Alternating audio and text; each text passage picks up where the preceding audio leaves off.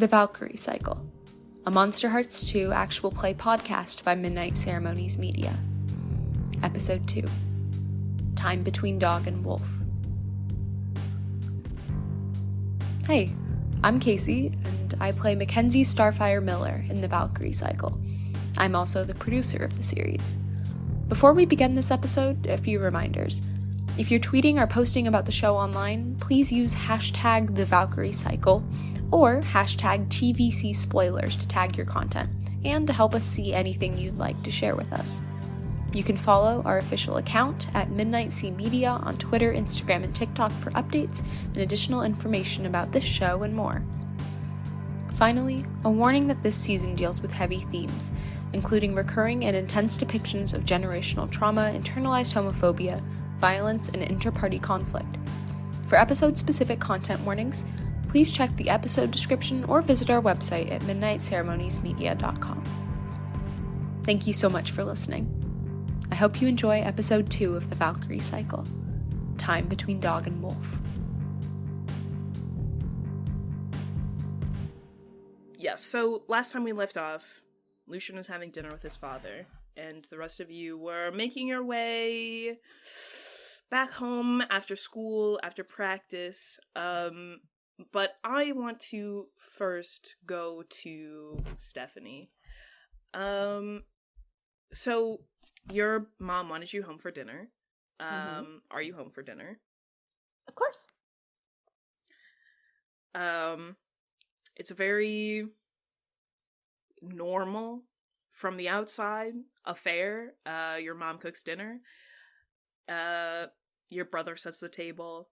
Your dad sits down at the head of the table. The four of you sit there in front of your big window overlooking the street. And from the outside looking in, a perfect family having dinner together. It's probably mostly your parents talking and your dad talking about his day at work and your mom talking about her day. But dinner wraps up pretty quickly. And your brother, is, sullen, doesn't speak, goes up to his room almost immediately after dinner's over. What does Stephanie do when dinner's over? I think towards the end of dinner, or actually right after it wraps up, she probably, helps do the bit of the dishes, because she wants to be in good graces currently. And she just goes, I'm gonna go over to Silvia's tonight.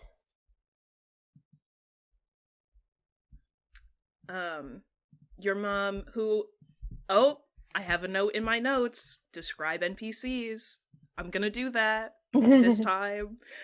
I remembered. So first of all, Stephanie's mom, who has a name, her name is Molly Lambert Chaplin, is late 40s, older white woman with the suburban mom haircut, though it's it's a little bit more stylish, and dresses very, very nice, not formal, but sort of I guess what we would call business casual, where she dresses very nice, very stylish, and has these big sort of cat eye glasses, and she's sitting at the counter with an e-reader and a glass of wine, and reading a magazine or something, and she looks over at you, Stephanie, and says,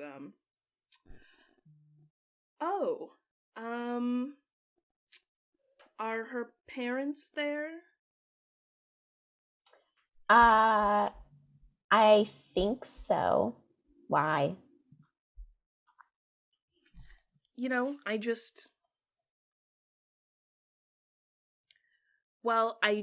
would make me feel a little better if you were there, with maybe a little supervision. Mom, I'm 18. I don't need, a babysitter. I'm not saying you need a babysitter. I'm just saying I'm not sure that Silvia is a good influence. And We're literally just gonna be like hanging out and painting your nails. just the two of you? Uh-huh.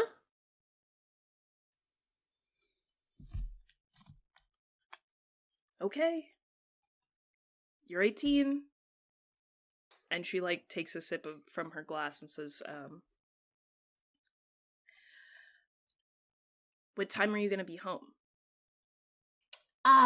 Like after breakfast tomorrow.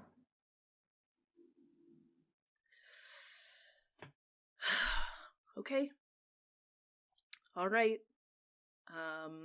As long as you stay there and stay safe and don't get in any trouble. It's just a sleepover. Like, what do you think we're gonna do?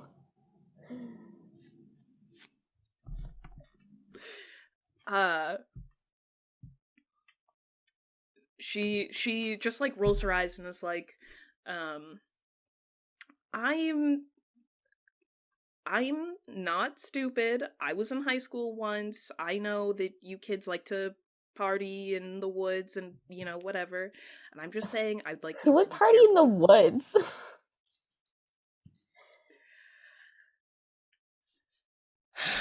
Okay.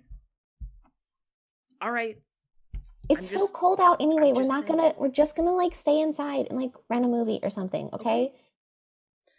Okay. Stephanie goes over and like kind of like puts her chin on her mom's shoulder and just be like, I love you, mommy. Thank you.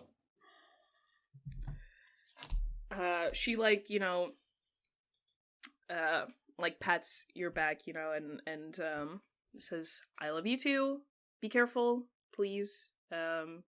Call me if you need anything. Yeah, I know. Do you head to Silvia's? Well, first I'm gonna text Penny because I realized I said I'd give her a ride and just be like, hey, do you still need a ride to Silvia's? I'm going early to help set up, but I can like swing over and get you. You get a text back that says, yeah, my parents are okay as long as I'm home before midnight, so, if you can give me a ride, that would be great. Stefan be like, well, I can give you a ride there. I can't guarantee a ride home. She says, that should be fine. I know that there are other girls from the team who are coming. Okay, see you in 20 minutes. She sends a thumbs up back. So you drive to go pick up Penny from her house. Meanwhile, Starfyre, what did you do after track practice? Oh man. Okay, I think Starfyre probably expected that since Lucien drove her here that he'd be around, so probably spent like a good couple of minutes walking around looking for Lucien and was like, oh, fucking shit, and just walked home by herself. Oh, fuck. Okay, yeah, you get home. I mean, it's around, like, you know, 5:30ish when you head home. It looks like your parents are not back yet from work. As you come into the door, the house is pretty quiet. As you, like, head for the stairs up to your room, you see that the door to the basement, which is, like, you know, set across from the stairwell up that goes up to the second floor. You see the door to the basement is just like slightly open, and you can hear the sound of like fists against leather. You know, there's a punching bag down there. Starfyre kind of like stops, leans against the wall, listens for a little bit.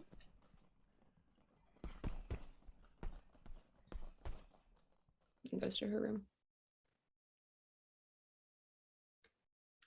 And will, once she's in her room, start pulling out different books and pieces of paper and pens and start writing down what she remembers from the story about the snake, and then on different pieces of, essentially making a conspiracy theory board, but starts drawing things she remembers, like the runes that she's acquired from various fight things, and the like a little photo of a snake, and writes Silvia on something, it puts that next to the snake, and is sitting there just looking at how things might connect for quite a while.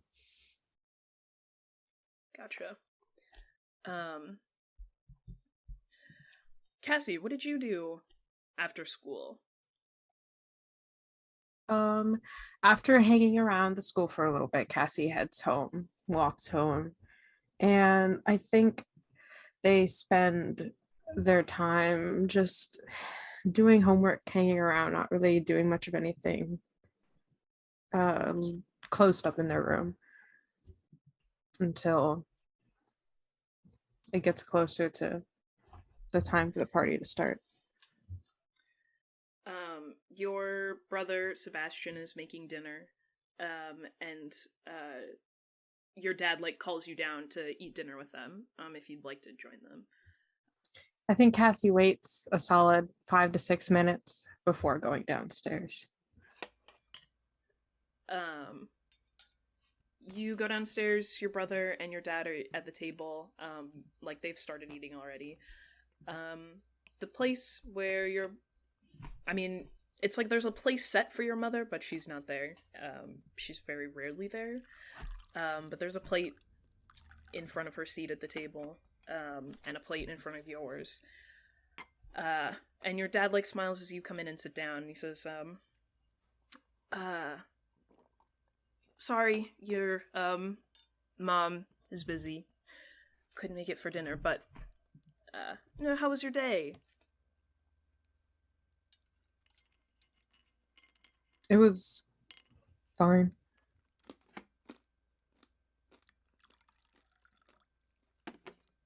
There's just a very awkward silence as your dad doesn't really know what to say after that, and Sebastian is not offering anything either.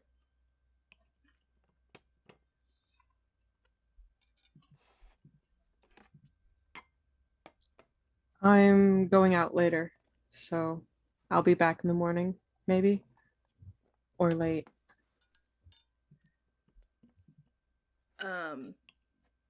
Okay. Could you, just let me know where you go, and if you need a ride, text your brother. Okay.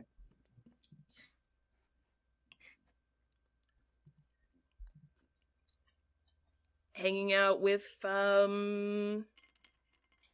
some friends? Yeah, we're studying.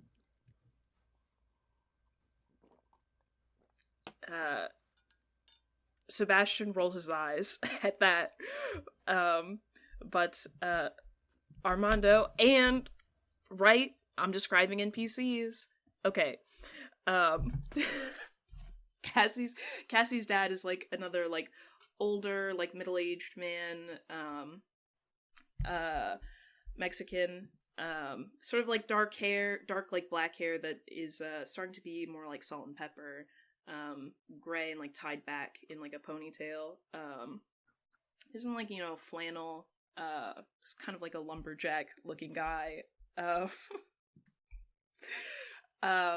Cassie's older brother, Sebastian, is like mid-20s, young. He's got like a stubble and a mustache and like big glasses. Looks a little more put together, like a sweater over like a collared shirt. And it's not very talkative. And so Armando just says, glad you're studying, glad you're on top of things.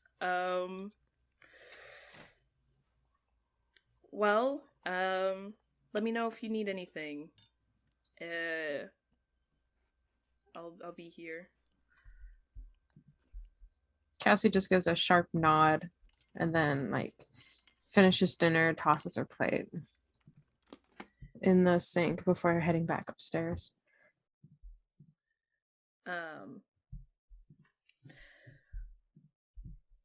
Eden, what did you do after getting home? Eden, as he gets home, just like right away, kind of just gets on his PC and just starts doing homework. Oh, I thought you were about to say gaming. No, he's saving that a little bit because he has a party to go to tonight, and he doesn't want to procrastinate, at least a little bit. Yeah, Eden stays on top of their shit somehow. So true. Yeah, starts doing homework, just studious, finishes it very quickly. Does their part for the begrudgingly does their part for the chemistry project. Cool. And kind of just like, I imagine Stephanie and Eden have like a Google Drive for it. Oh yeah, totally. Yeah, so just like without saying anything, just puts the project up on there. I'm not going to make you describe the project, Catherine. Thank you. I've never taken chemistry. I won't do it. Around like 5:30 or so, you see that like your window to your room sort of like looks over the street, and you see like a beat up sort of like small sedan, like silver sedan, pulls up outside of your house, and driven by one Al Hanlon. You see that Luna's in the front seat, and your little brother Roman like hops out the back, like waves to Riley, who's also in the back seat because they're friends, and Roman heads inside, and the three of them pull away. Dinner at in the Grace home is a little bit more lively than the dinners we've seen so far, and a little bit more warm. But you have plans later to go to a party. What does here's a question. What does Lucien do after dinner? Okay. So after the horrendous fucking meal, Lucien goes back to his room. Everything's new in his room. Things were replaced pretty recently, but it looks nice. It's got like a 4-poster bed with like the fucking curtains and shit. It's extra as hell. Anyways, so he probably looks at his British Lit homework and like does probably some of the British Lit homework, but none of the other homework. And then he probably texts Chosen Squad group chat, "Hey, does anyone need rides to the party? I assume we're all going together." While he starts getting dressed in like tight leather pants and like a gaudy belt. Probably a different pair of Chanel boots, but they're still Chanel boots. And then like this very like flowy, sheer black, open chested, like frilly shirt with like big sleeves that are like cuffed at the like tight at the cuff, on the wrist. And like more chains and like a velvet choker, and then probably a little bit of the eyeliner that Cassie gave him because he knows that Caesar's going to be at the party. And then he smudges it on his face, and then he puts on some perfume, and then like because it still is cold, like it's sort of like, you know, like a bomber jacket, but one of those like really like way too expensive fancy bomber jackets. So he probably takes one of those, his phone, and well, his knives are in his car, so that's fine. So he already has those with him. And yeah, I think that he doesn't, yeah, he doesn't think, oh, he probably took a shower before he got dressed. And then I just want to say, for the record, I know that there's a lot of repressed gay people in this game, but I just want to say it is a testament to the open-mindedness of this school that Lucien is not bullied so hard. Because if I knew somebody in high school who showed up to events dressed like that and denied adamantly that they weren't gay, bro, it's the locker for you at school every day. Well, you know, he lives his life in a very particular way. He's still wearing his cross necklace. It's just in his big V open chested sheer white shirt with little gold details on. You know, that he matches to the other gold chains he has and the clips on his belt boots. So, you know, it's a whole, he's very straight. Yeah. Yeah, well, and so then I think he he also probably he has a journal, and he probably looks over some notes about some things and then takes it with him in the car and zips his bomber jacket all the way up. Dad can't see. I don't know if he's gonna run into his dad, but just in case if his dad does see him, that it's a zipped up bomber jacket and he doesn't see the like really, really gay shirt that he's wearing. Which I don't think helps much, but I don't know how much Arthur Astor knows about gay people. So and I don't think Lucien thinks he knows anything. So then he goes to the garage and he gets in his car and sees if Chosen Squad people need rides. You don't run into your father as you leave the house. You do walk past his study, which has the lights on and the door closed.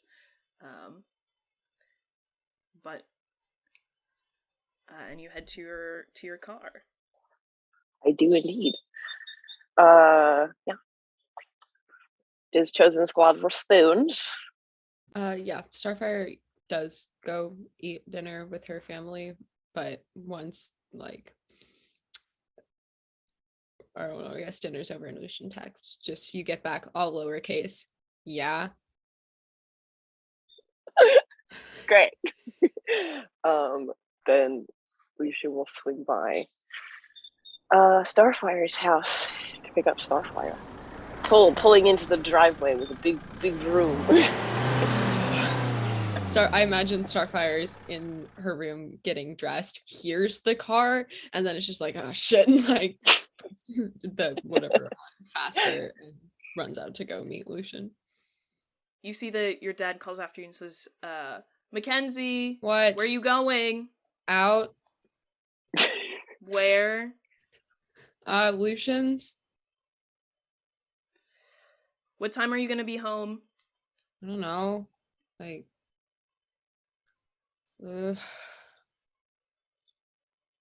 tomorrow morning. Good. You know, just in case. That's fine. Just be careful. Okay, thanks. And before he can change his mind, Starfyre is running out of the house. Great. Then Lucien will open the wing doors. Starfyre looks the same amount of absolutely disdainful every single time that happens. Never changes. But we'll get in and say, hey, where the fuck did you go after track practice? That's my fucking business, Star. Jesus. You know, I mean, you were supposed to All right, man. What was I supposed to do? Sorry? Can you at least tell me next time? I was just like wandering around. Walk home. Oh. Well, yes, I mean, can you take the bus? Does the bus not go to your house or some shit? Yeah, I probably could have taken the bus. Sorry, I mean, yeah, sure. Fuck it, yeah. No, you're fine. I mean, it's not your job to like drive me around, but Yeah, with the amount that you complain about my car, you really shouldn't be complaining that you maybe you got your wish. One of these days, you're never going to ride in Blondie ever again because you complained so much about riding in Blondie. So, how about that? You think about everything about that before you complain about riding my fucking car? Fuck you, Lucien. Man, what is that? What you're wearing to the? Okay. What do you mean? Is that what I'm wearing? No, nothing. Is that what you're wearing? Yeah. Casey is now gonna try to describe Starfyre's outfit. Okay, sorry, I'm not good at clothes, but Starfyre is wearing these big, long, black pants, a very, very tight, little white tank toppy thing, and then over it like an oversized short sleeve kind of flannel-y looking thing, but with a collar. And it looks really nice, really lesbian, really pink lesbian. Praise. Doc Martens has a necklace on, and her hair is down, but she probably still has like a hairband on her, and chain wrapped around the right arm. Yeah. I think Lucien also probably, when Starfyre gets in the car, opens the glove box and puts on his knife harness. Yeah. Starfyre will like, do the buckles in the back or whatever and be like, yeah. Okay, yeah, I got Cass's stuff too, so we should be good. All right. Cool. Remember, I know it's Plan B. reconnaissance. It's Reconnaissance. plan. Well, hey, course. you moved it up to Plan B. I had it at Plan C, but No, it's Plan B. okay, great. Murder's Plan B. Love that. Then yeah, Lucien will pull out of the neighborhood and go to Cassie's neighborhood and vroom up to the front of Cassie's house. I think Cassie probably after dinner went to go get dressed and is wearing a cropped short hoodie with a black bra and fishnet like shirt underneath it with like big baggy cargo pants that have a lot of zippers. Has like shoved like an eyeliner pencil and stuff into her pocket, and also pauses to grab like as she's running downstairs, she pops into the kitchen to grab like a fistful of plastic bags and shove them into her jacket, and then is probably already waiting outside for the car to pull up before they even get there. Amazing. Lucien rooms up. Hey guys. Hey, hot stuff. All right, you getting in? Yep. She like hops into the back, pops out the eyeliner pencil, and starts doing his makeup. Starfyre will open the glove compartment, grab out Cassie's brass knuckles, flip around, and be like, Plan B. Plan B. She reaches and takes them, puts them in one of the pockets. I also she like reaches into her pocket and pulls out the plastic bags. If we're snooping around, I thought we should probably have something to put things in. You brought bags for evidence. You are the love of my life, Cassie. God, okay. And then I think Lucien says, Are we getting fucked up, or is this? I really don't want to do a sober mission. I'm not gonna lie. I don't know if we've ever even done a sober mission, have we? I suppose we have. I feel like at least once. It's gotta have been at least once, but as much as any of us has ever kept a low profile, this is probably the night for it. Say. So we go, make our introductions. Okay, genuine question. How much attention do we think Chaplin and Silvia are paying to the fact that we're friends? Like, is that, do we even think that they're there, or do we just, Well, Chaplin and I are on great terms, as previously stated. Yes, we are mortal enemies, so that's gotta involve something. I don't know how desperately she wishes for my downfall. I know it's on her list of things, but I'm not sure where I rank in priority. So it might be fine. I know Chaplin also doesn't like Cassie for reasons, but I don't know how deep that runs. I don't know if they're going to be paying attention to that, but they know that we've been, we're friends. Yeah. And I don't know. Silvia hasn't. I don't know much about Silvia, which is why it's so fucking weird and suspicious. All I know is that it's like guard dog Yeah. kind of It's guard situation. dog. Guard dog, yeah. All right. Well, yeah. I'll keep him busy, running around, chasing you, being suspicious. Usual. Yeah, it's a quick in and out reconnaissance, no mess. Yeah, actually, and I'll open the glove compartment again, pull out the radios, and be like, it's actually probably not a bad idea if we have some form of communication. My question is why we use radios when we have phones. I get it for when we're hunting zombies in the woods, but why the fuck would we do it at a party? I don't fucking know. Do you think I wouldn't be at a party holding a walkie-talkie? Do you know what social suicide is? Because if I was in the middle of a party and pulled out a walkie-talkie, on your stealth mission, you're gonna be so obvious that everyone's gonna be paying attention to what you're holding. Wow, I am putting my faith in the wrong hands, and I'm gonna take his walkie-talkie like an back. 80s brick is what we have. Yeah, people are gonna pay what, a lot of attention. If you want to purchase us new radios, you are more than welcome to. Okay. I mean, I have been for looking this at these. one, let's just use phones instead of a full walkie-talkie kind of deal. Thank you, Cassie. Fuck you, Cassie. I'm taking the radios back and putting them away. Don't fucking get yourself caught, okay? You better have some good excuse. Do you have an excuse worked out already? What are you doing walking around the house? Okay, let's work on that instead of making fun of me, huh? Well, I was gonna.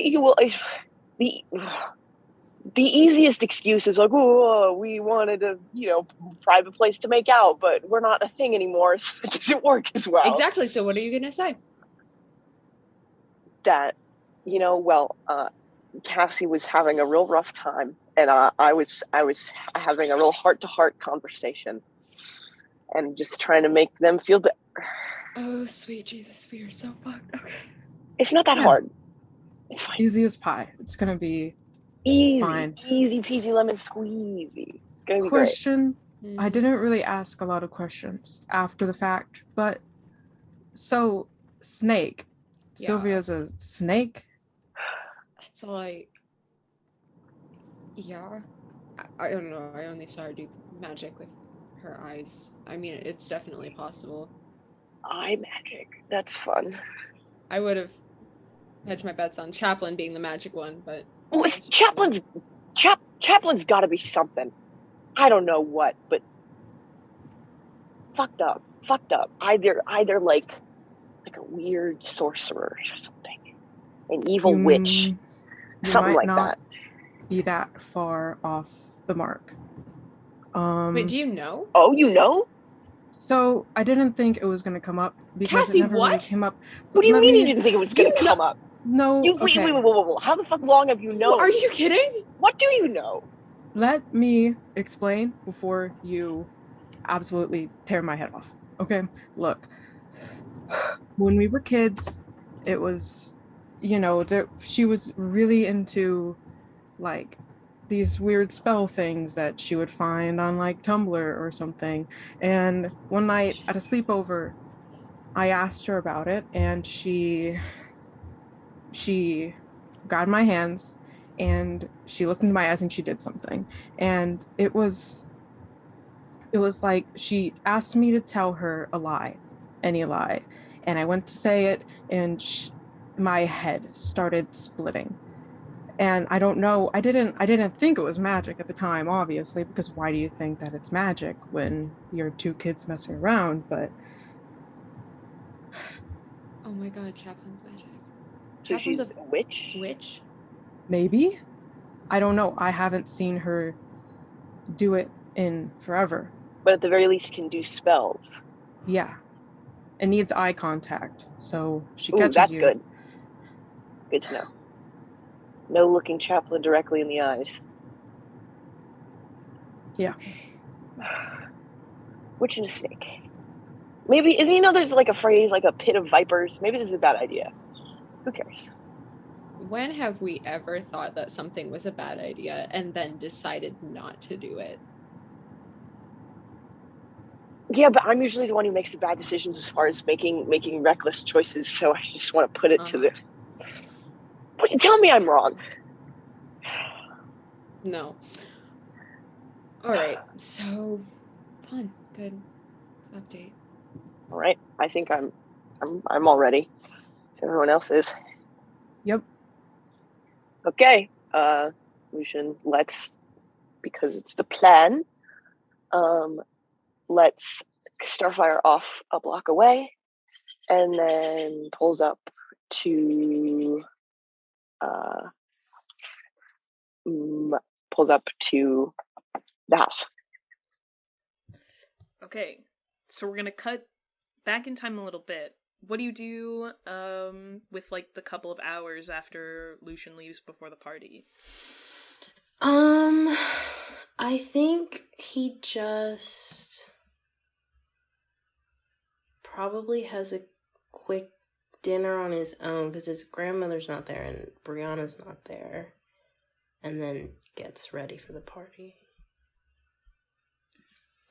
Yeah, it's a Friday, so your grandmother like left food in the fridge, but like there's no for you to like warm up, but there's no meat in it. It's like fish, seafood, and like or like just straight up like vegetarian, like it was empanadas. And then you what's the fit? What's the party fit for Caesar? Okay. So shirt is, well, like undershirt sort of is one of those like sleeveless black turtlenecks, but it's cropped. It's very much the, why are you as a man wearing a black turtleneck? 'Cause you're a whore? And like black high-waisted pants that like really accentuate his waist. Caesar is also, why are you as a man have a small waist? So other men can hold it? Over like the cropped turtleneck, he's wearing like this silky like red sort of dress shirt. Or no, like a jacket, like a red jacket that he could button up, but he leaves it open. And then boots, and 'cause Lucien told him about Silvia, he is going to keep a knife like in his boot. Okay. Cool.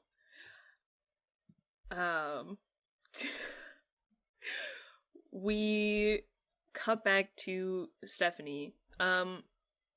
First, quick, what's Stephanie's party fit? Please regale us. Okay, so she touched up her makeup from the day, probably extended the eyeliner to be a bit more dramatic, and is in, I was also going to say black pants, black low-rise jeans, and a pink tube top, and she's got on her big heart hoop earrings. And and also, of course, I mean, she always wears her necklace, her matching the matching best friends necklace that she has with Silvia. Stephanie also has on her bracelet with the sea charm. And Yeah, she's got on her big old puffy winter coat for travel, but plans to take that off as soon as she gets to Sylvia's.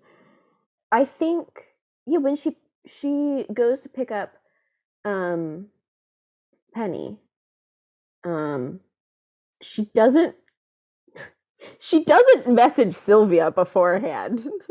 Uh she's just gonna show up. Cool. You pull up outside Penny's house, which is like this very nice, sort of small, like white house, picket fence, snow-covered yard. And Penny runs out. She's like in a big coat. But she like, runs out the front door, climbs in the front, and says, hi! Oh my gosh, thank you so much for picking me up. Of course. I'm pretty excited. I haven't like been to that many parties this year. Well, I'm glad you're coming. We got to get you out more. Yeah, I guess. I think it's because, like, it's, end of the semester. I'm already into college, so my parents are even letting me come. So I'm excited. Oh, where are you going again?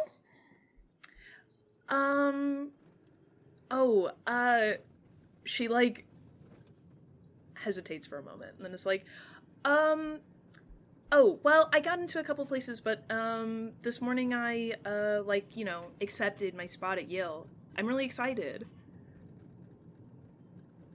That's so exciting! Congrats! Thank you. Stephanie turns up the music a bit louder. And they drive to Sylvia's. Cool. You get to Sylvia's house. Do you go inside? Sylvia, what's the vibe? Has Sylvia done anything since like getting out of track? When Silvia got home, they put a Marie Carey pot pie for one in the oven and got do you know lean cuisines? The like microwave meals. She grabbed like 2 of those and heated them up. And then grabbed like a bag of chips. That was her dinner. The first thing she did after putting the pot pie in the oven was she went up to her room and opened the door to Regina's terrarium. Yes. That takes up, I forgot to mention this. So her room is quite big, has a queen bed, but Regina's terrarium takes up 1/3 of the room. It just is 1/3 of the room. And so she opens the door and lets Regina just have like free reign of the house. So Regina's probably like slithering around her in the kitchen when she's eating. And then when she's done, she'll go back to her room and get dressed for the party, which will basically just be taking off the hoodie and leather jacket that she wore for the day and putting on a cropped black Harley Davidson sweatshirt. And we're gonna just say that her boyfriend cut jeans that she wore earlier are high-waisted. So that's what she's wearing. And then she'll put on like a little more makeup than they were wearing earlier in the day. And then they're gonna go around, make sure the door to her mom's office is locked and the other doors are locked. Cool. You pull up, you're like waiting for Stephanie to arrive. You see that her Jeep pulls up outside after a moment, and Stephanie gets out, and so does Penny. I don't know how well Silvia knows Penny, but there is another person with Stephanie that she did not tell you about. Sylvia's gonna wait for them to like get to the front door. Would Stephanie knock or like just come in? Is the door unlocked? Yeah, the door's unlocked. Yeah, she just comes in. Of course she just comes in. She would know that the door would be unlocked and would just come in and would just be like, Silvia! Stephanie, hey,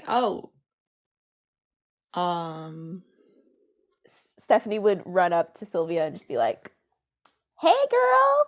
And like give her that kind of like, I'm sorry, I have to. She'll do like the kind of like air kiss on the like cheek. Are her hands in the air like little like I can't touch anything mwah mwah type thing? Yes, of course they are. She's not actually going to like make like she won't actually touch Silvia, but she'll yes. Fucking lose it. I'm gonna lose it. And then she'll be like, where are shots? I need to get fucked up as soon as possible. Yeah, they're I haven't taken anything out of the liquor cabinet yet, but you know where it is. Who's this? Oh, hi. Sylvia, this is Penny. She's my friend from Cheer. You've met before. Yeah. Right, sorry, I didn't know you were gonna like arrive with Stephanie. Cool. Yeah. Thank you for hosting this. This is pretty cool. I'm excited. And where should I put my coat? Just like in the coat closet by the front door there. Yeah. Okay, cool. Thank you. She like takes off like her big coat and she's in like at school she dresses like very nice, like again, like kind of like a business casual kind of look, very like formal. But now she's like in like a pink mini skirt with like sort of ripped up black t-shirt. And she goes and like hangs up her coat in the closet. Stephanie's ran off. She's left. She's left to go get the alcohol. Okay, cool. Yeah, Penny's just like, do you need like help setting up? Should I? It's all good. I actually need to feed my snake though, so I mean you can come with me. Yeah. What kind of snake? She's a ball python. Oh my gosh, that's so cool. My parents don't let me keep pets. But that sounds dope. Like can I see the snake if you're? Yeah. I imagine she's just curled up like kind of in the couch. So Sylvia's gonna walk over, pick up Regina, kind of do the like wrapping around the neck type thing, holding like the head. Yeah, so this is Regina. I'm just gonna like go to the pantry to feed her, and then they're gonna walk over to the pantry where there's just like a little cage of a bunch of mice, and then Sylvia's gonna put Regina down on the ground and just grab 2 mice from the cage and drop them on the floor and let Regina like hunt them and get them.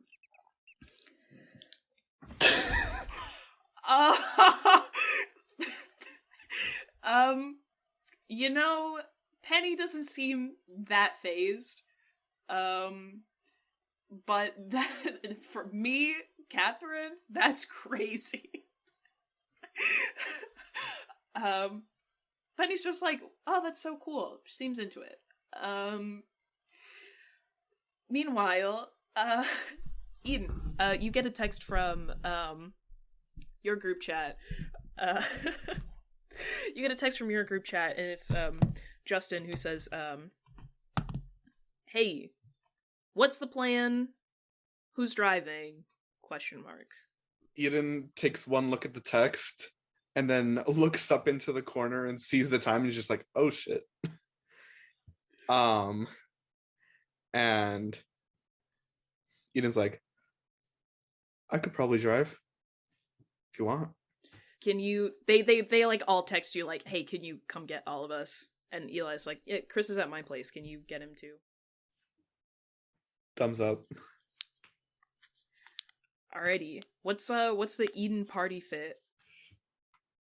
Eden is keeping the cashmere sweater and the little and the shirt underneath from school, keeping that, but instead of having jeans on, puts on a like a mid-length skirt with some thigh highs underneath, kind of and like makeup a little bit almost e-girl aesthetic with the so true. Cute. with the top lip painted black, winged eyeliner, whole 9 yards. And has a pair of like black Converse that she puts on. Amazing. Yeah, you get ready, head out. You get in your car and take off for Justin and Eli's houses. Actually, like in the pretty close by. You see that Eli comes out kind of wearing like the same thing that they were wearing at school, but like maybe just touched up their makeup a bit. Describing NPCs. Eli Xiao is Chinese American, fairly short, like tan skin. They have like really long black hair that's like shaved on one side, and very goth. And Justin has like long brown hair, like tied back, though I guess he's wearing it down now for the party. He's got like the you know, like the high school guy like hoodie flannel kind of thing going on. And they pile into the backseat. Justin sits in the front. Chris and Eli pile into the backseat. Chris is like punk rock band guy, who's much taller than Eli, and so his legs are just like really scrunched up in the back. And they all clamber in and are psyched for this party. Justin is like, no Cass? Kaz went along with her friends. Oh, okay, cool. Yeah. Meeting us there. Cool. Yeah. Alrighty. Let's kick it. Yeah. Eden turns up the music. It's, again, EDM. Gotta drive it home. It hurts every time. But yeah, you pull out of the driveway and head for the north side of town to a very wealthy neighborhood for Silvia's house. Caesar, are you going by yourself, or do you like go with anybody? I think he would. Okay, yeah, he would offer to drive people, like anyone in like Stuco. Alex definitely is like the first one to respond and is like, hell yeah, I need a ride. And Luna just says ditto. Okay, yeah. Caesar rolls his eyes, but he will go and pick them up. Yeah, Cora texts back and she's like, yeah, I'm gonna meet you guys there, I'll drive myself. You go pick up Alex. Alex Kennedy, who's the treasurer. He's got like short blonde hair, a bunch of freckles. He's in like a dark green flannel, a graphic tee, and like jeans and Converse, and he just like jumps in the backseat. He already smells like weed. He's like, hey, thanks, Caesar. This is hype. Yeah, absolutely no problem. Cool. and you guys go and pick up Luna from her house, which is, I guess it's 2017. I don't know if the progressive pride flag is popular yet, but there is, I think the Philly pride flag exists, like the one with the black and brown stripes on top of the rainbow, so that one is like hanging from like a flagpole outside the house. And you pull up to Luna's place, and she comes out, front door, in a jacket, and hops in the front seat and says, "Hey, thank you for the ride." Yeah, no problem. Cool. Let's go. They will go. Oh wait, I forgot to say, before Caesar left the house, he would have, like, written a note, like, to his grandma that he was out with friends. You pull up outside of Silvia's house. Which group would arrive first, besides, like, the people who are already there? Maybe Chosen Squad. I feel like they got work to do, so they probably show up early on the earlier side of things. I think Eden and Campsite Squad arrives right after Chosen Squad, or like 10 minutes after, maybe. Then Starfyre probably walks in after Eden's gang gets there, if she's taken her time on the walk. Yeah, and then I think Caesar and, like, Luna and Alex will arrive just, like, shortly after Eden's. I kind of wanted to do something before the party started, if that's... Yeah. Go ahead. I think Stephanie, after, like... I think she does 2 shots in a row. And then she pulls up her phone and starts scrolling through Instagram. And she is trying to forget about things, but also she's self-destructive and curious, kind of trying to snoop to see what all of the info is, who's asked who to prom, who's going to what school, basically anything that might have been posted on social media today, she wants to know about it. Absolutely. Please roll to gaze into the abyss.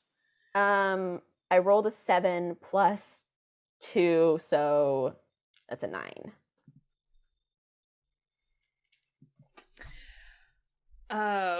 Okay. Well, I think this would qualify as a pretty alarming vision, maybe. I don't know. Depends. But you're scrolling through social media, you see, like, not a lot has happened today. There were some, like, people who accepted colleges, like, mostly, like, local schools around, Washington. But you also see on somebody's Instagram story, they have a full video of today at lunch, which you missed because you were at the yearbook meeting, but they have a full video of Cassie walking into the lunchroom with a bouquet of flowers and a box of what you presume to be probably chocolates, and asking Eden Grace to prom. And it's very cute, and it's very adorable, and they look so happy and genuinely, like, really into each other. Stephanie closes her phone. Then she opens it again and texts Caleb and says, hey, are you on your way?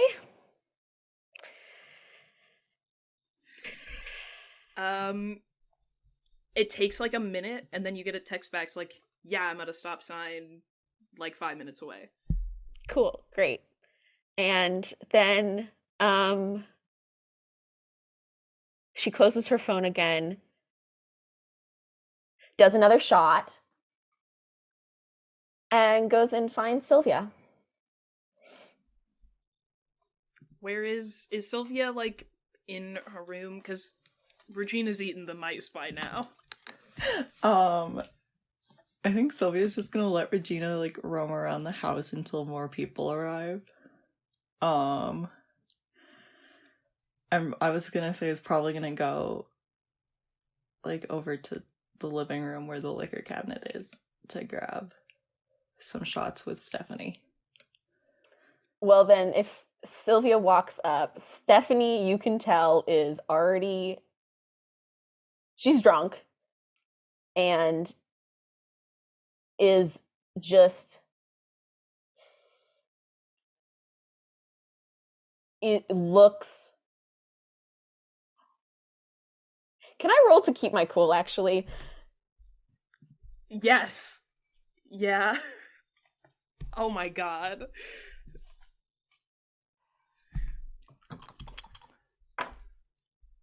Oh god, that was it's really bad. I think that's a failure. Wait, hold on. Yeah, that's a 6. Okay. Sylvia, you walk up to, you know, like there's like a little like there's like a bar kind set up behind, or like the liquor cabinets behind it, with like some stools, and Stephanie's like sitting at one. And you walk up and she doesn't like, you know, she's doesn't see you immediately. Sort of like looking off to the side, like like staring into the middle distance. And Stephanie keeps a pretty cool, composed face most of the time. But like you catch her just in this moment, brief moment of vulnerability, and you see just like written on her face loneliness and like a weird, like melancholic yearning. And then you walk up and she turns to look at you and it's gone. It's replaced by anger.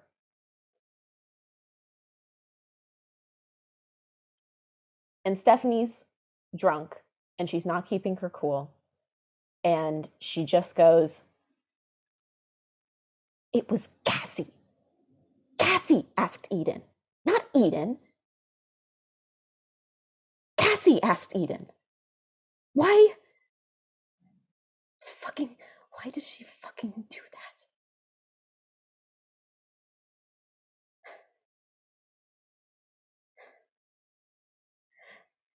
When are people arriving? Are people here? Who's here? No, it's just Penny, you and I. Are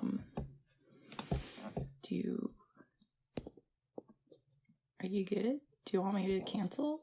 No, it's fine. No, don't fucking cancel. No, where's Caleb? And he's gonna get here. He's gonna get here as soon as Caleb's gonna get here, and then Yeah, you think I should ask him? Should I ask him to prom? I mean, do you want like a big promposal to you? Like, is that what you want? No, that's not what I fucking want.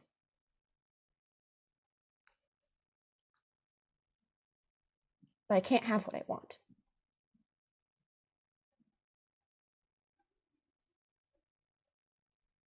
Well,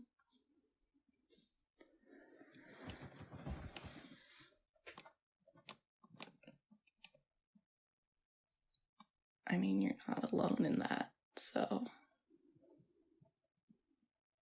like, I guess. Yes, of course, because everyone fucking gets what they want. Everyone. Not everyone, so. Well, who else is miserable like me?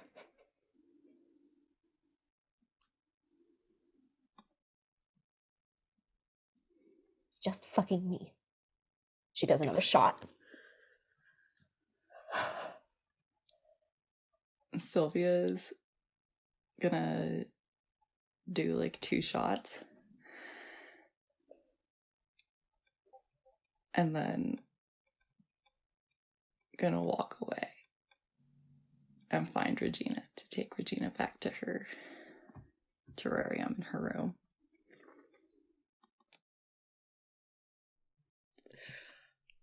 Penny has missed all of this. She is hanging out in the living room watching Penny. No, Penny is watching Regina the snake,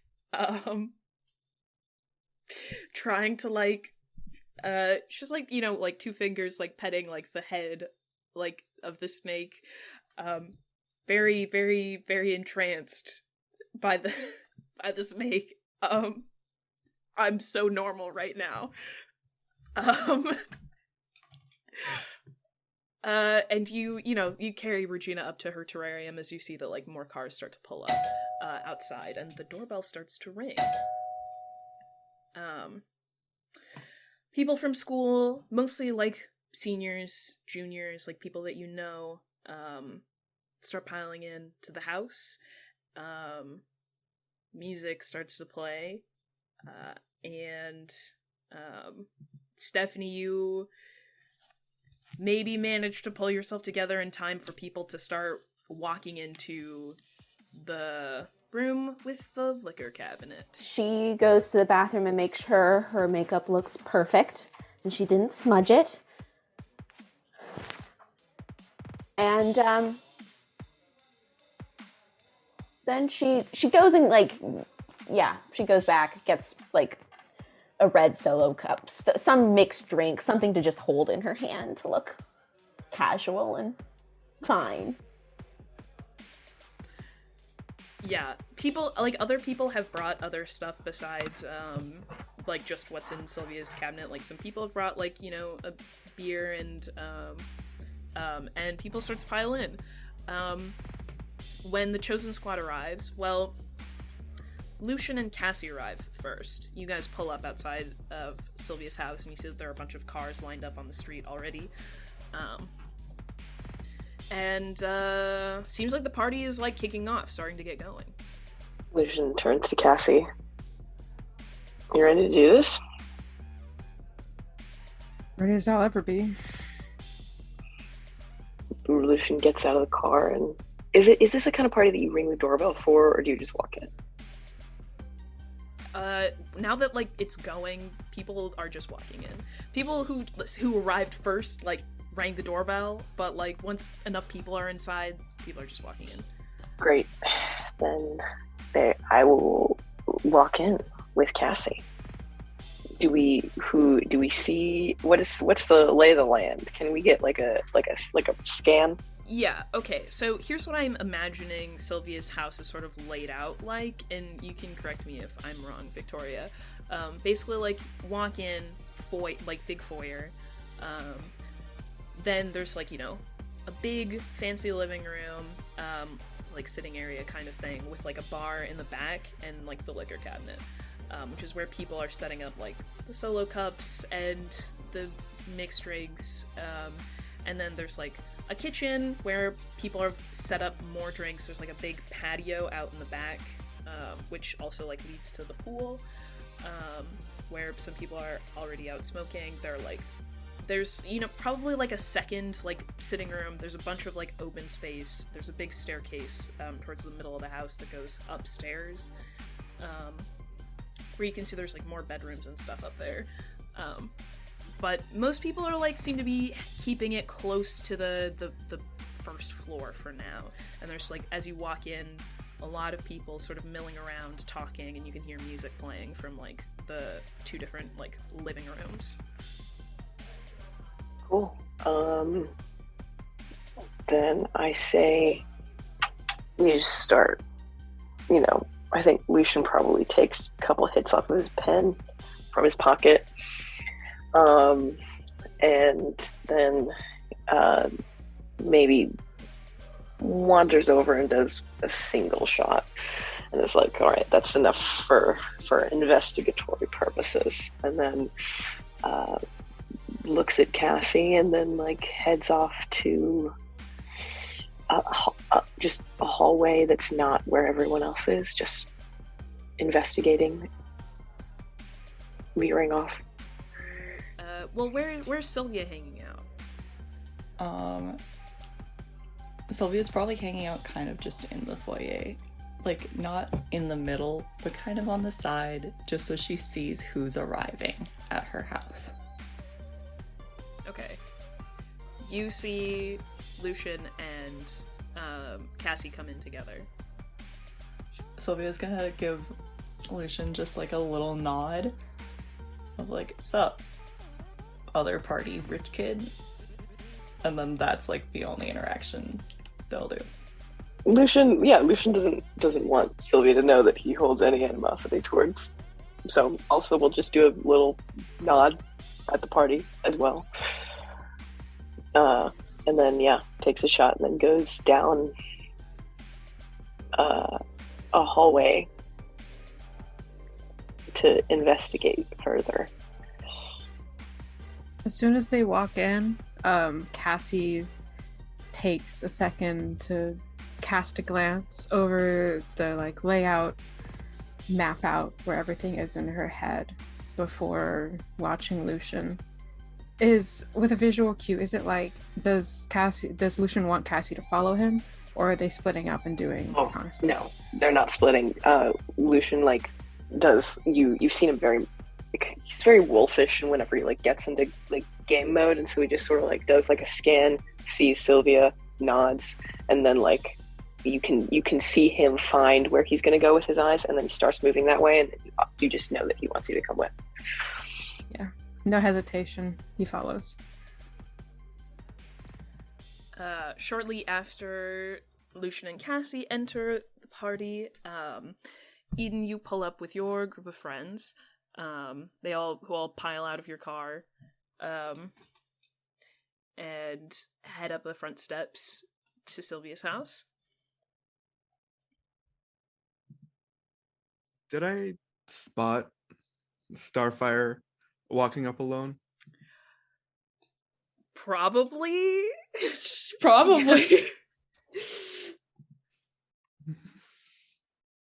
Just gonna see her walking down the block and just raise an eyebrow, and then step closer to the door, like take a breath, and her demeanor kind of just changes a little bit, kind of more, she was more relaxed in the car, it's kind of chill, and then just completely expression changes, just steely almost. You head inside, you see this like foyer, you see that Silvia's there sort of like hanging against the wall, watching people come in. Justin like comes in, pats you on the shoulder, and like, you know, does like a finger to the head and like points at Silvia to like wave, and then goes in and heads for the alcohol. I think Eden sees Silvia, nods, says, "Hi, Silvia. Thank you for hosting." Yeah, no problem. Then walks inside, tries to find Cassie. Starfyre, you come in not too late after them. And kind of similar to Lucien, Starfyre does also have this like slightly wolfish vibe to her, but not like how you imagine deceptive wolves in fairy tales, that kind of confidence and just general attitude. And that's not unusual for her. This is kind of the way she is at parties. But walks in, just smirks at Silvia, and walks away. Silvia is gonna follow Starfyre. And Starfyre hears Silvia start following her, and as she's walking forward, doing the same thing that Cassie was doing, mapping out the room, just smiles to herself. Doesn't turn around, but she knows Sylvia's following. Caesar, you pull up with the student council. You see that actually, like, you and Cora arrive, like, about the same time. You see her, like Subaru hatchback pull up, and, like, she parks behind you. And you and like the other 3 members of like the student council sort of like walk up together. Cora waves like, "Hey, thanks for the invite." Yeah, absolutely. You're my friend. Of course I would. Cool. If I get into any shit with Silvia, I'm gonna say that it's your fault for inviting me. Just so you know. Okay. I will keep an eye on that, and hopefully you will not get into shit with her. Okay. Well, me too. She's like basically wearing the same thing she was wearing at school, just minus the hoodie, like usual jean jacket covered in like patches and pins, and like a gray t-shirt and like ripped jeans. Her hair is down. Her hair is like usually kept up in a bun, but right now it's down. And sort of like one side is like braided back, so like there's like the illusion that like she has like a shaved side, but not really. And you and your friends walk into the party. There is no greeter when you 4 walk in. But you see that Luna goes and like hangs up her jacket, and I will describe Luna Hanlon. She's like like medium height, dark brown skin. She's like these very long locks pulled back in like a half bun, and she has crescent moon earrings, and a black leather jacket over like this sparkly like black crop top, and a blue mini skirt on.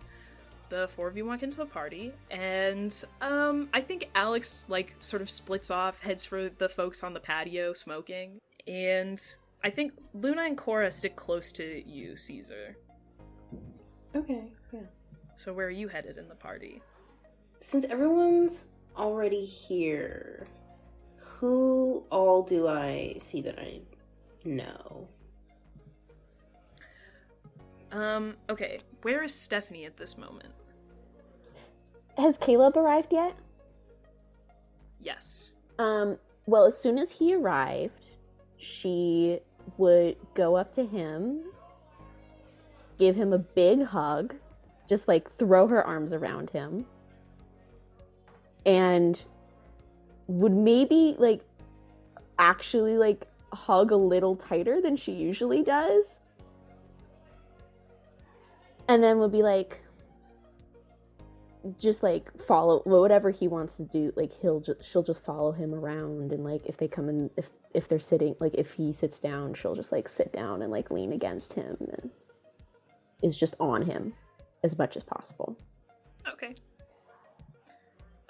Yeah, he like came in, has like a solo cup in hand. He's like leaned up against a wall, like talking to people, arm around Stephanie's waist. You walk in, Caesar. You see him for like a brief moment.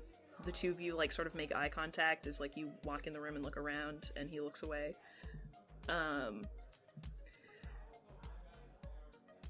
There's like, you know, other people here. You see like you see like, you know, people that you know are Eden's friends. You see people from the basketball team, from other people from the track team are here. You see Stephanie. You don't see Silvia. You see that Michael Tanaka is also here, like drinking in a corner with a bunch of other like basketball guys. Yeah. Okay. Caesar will not approach Stephanie and Caleb, but he will like give a wave in like both their direction, and because he's with Cora, yeah, he will. I see Eden, right? Yeah. Yeah, then he will go and chat with Eden and their gang. Yeah, Eden, you were like, you know, sort of like looking around for Cass, but Caesar comes up with like his like Stuco friends before you can like really get the chance to like go wandering off.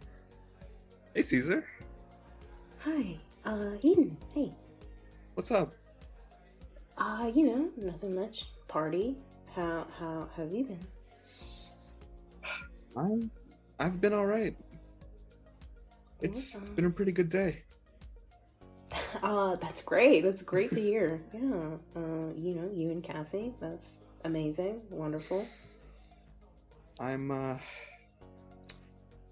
ready to party.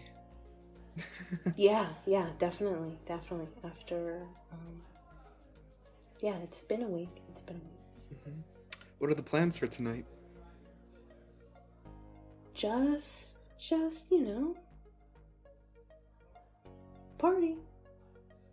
I don't think anything too crazy. You don't know if anything's going down tonight? Well, can we talk in private, actually? Sure. Yeah, I will pull Eden away to somewhere and More secluded. I will ask, hey, Eden. Yeah. What do you know about Silvia?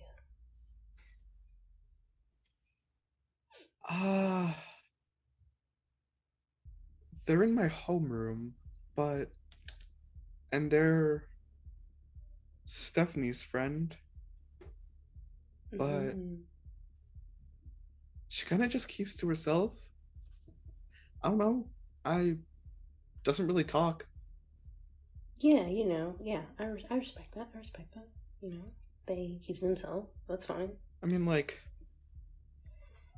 she's Stephanie's friend, but Yeah, she's Stephanie's friend. working relationship. Absolutely. Yeah, absolutely. You get it. I think you get it. Why? What are the vibes? I just heard rumors. Not good vibes, is what I heard. I saw them on the way in. Should I be keeping my eye on them? I think you should be, and I think you should be careful, and I think if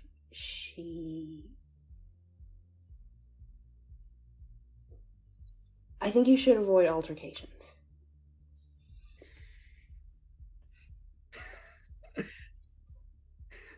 Caesar, you're looking out for me? I'm sorry, I think we've known each other for so long now that you don't need to. No, yeah, I know. You're my friend, and I mean it when I say it to you.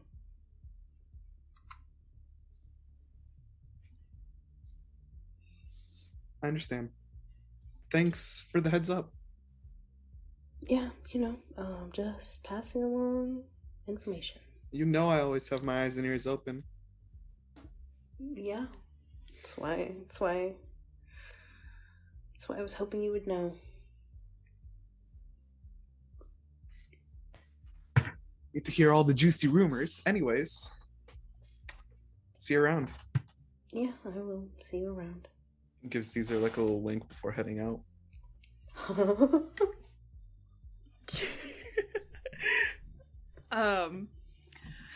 So we smash cut back to the werewolves, who are wandering Sylvia's house looking around. Where do you go upstairs?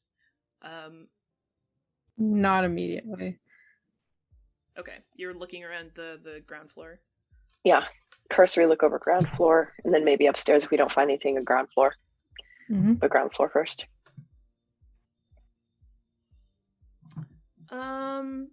Yeah, you look around the ground floor. There's like, what looks like, sort of guest room looking thing, like a very bland, bedroom, with, simple bed, not very many decorations. There's like a couple teenagers in there making out. There's a bathroom, like a big bathroom on the ground floor. Like a little sort of office, but like, you know, there's nothing out, like the drawers are locked, just like a desk and like cup full of pens on it, like some family photos on the wall, but nothing interesting down here. Do you want to go upstairs? Yeah, sure. Before they leave, though, Cassie's going to take pictures of the family pictures that are up on the wherever they are. Yeah, there's like one that's like a big sort of family photo, with like an old woman, a bunch of women in this photo. You see that like you can't really tell who Silvia is, because it seems like this is a picture taken when she was like a kid, or she's not in it. But there's also like another photo of like just 3 people, and you can definitely tell who Silvia is in this photo, even though they look much younger. And then like an older woman who looks sort of like her, with like short, like mid-length hair, and then an older man with like short black hair, like a suit jacket, and it's like clearly their parents and Silvia, like a very nice frame on the wall. And then like clearly like other relatives, because that like all sort of like look similar to Silvia or their mom, hanging on the wall and stuff. But yeah, you get photos of all of them. I think we go upstairs. If there's nothing interesting downstairs. Okay. You head upstairs. Sylvia, I have a question. What rooms up here would be locked? Besides the obvious one. The first door when you get up the stairs is probably their mom's office, and that one would be locked. And then it's like down the hall one way is their mom's room, and down the hall the other way is their room. And at the end of the hall, on the side with their mom's room, is the one with the lots of locks. Yeah, most of the rooms up here are locked. There's like a bathroom that's open, a couple of other like obvious guest rooms that are open, but there's like one freaky door that has like a bunch of locks like above the doorknob. I think Lucien looks at Cassie. Seems like the place to be. Yep. Okay. And then I think, because he knew that we were trying to do some sneaky shit, he probably, one of his inside pockets brought a screwdriver. He's gonna unscrew the hinges of the door so he doesn't even have to go through the locks. So it just swings on the other side of it, because fuck locks. While he's doing this, Cassie like takes a step away, goes to wherever the opening to the hallway is, and just stands there and leans back against the wall, making sure to stay out of sight of the stairs, but enough so that she can see if anybody's approaching. While he's unscrewing the hinges, he sort of just whispers over his shoulder, like, yeah, rich people think they're so smart with their fucking 1,200 locks, and all you gotta do is just take the hinges off the door. I think they get smarter after a while. I really want to say that this door opens into the room so the hinges wouldn't be able to reach on the outside, but I'm also kind of flipping this, so we're gonna say for some reason it opens into the hallway. Okay. You get the hinges off the door, and we will come back to you. So, meanwhile, Starfyre, you are heading into the house. Where are you going? Sylvia's following you. I'm going to get a drink. Okay. I'm just sauntering over to the table where there's alcohol, getting myself a red Solo cup. You know. Stephanie, you definitely spot Starfyre come in. Silvia trailing behind her. Stephanie doesn't move from her place with Caleb, but if she does see Silvia like start to follow Starfyre, she's just gonna send a quick text being like, "Don't make a scene." I think as Starfire's walking by, for half a second, she catches Stephanie's eyes as like she's walking by Stephanie and Caleb very intentionally, but does it kind of blasé and keeps walking. She'll get her drink and she'll put one arm against the wall, cross her legs, just kind of lean there, swishing the drink around. Silvia will probably see the text from Stephanie and just respond with, obviously. And then go up to Starfyre. So, where are your friends? Nice party. I like what you've done with the place. Looks great. Yeah. Did they ditch you? You know, I actually don't feel the need to make sure they're with me all the time. They can do whatever they want.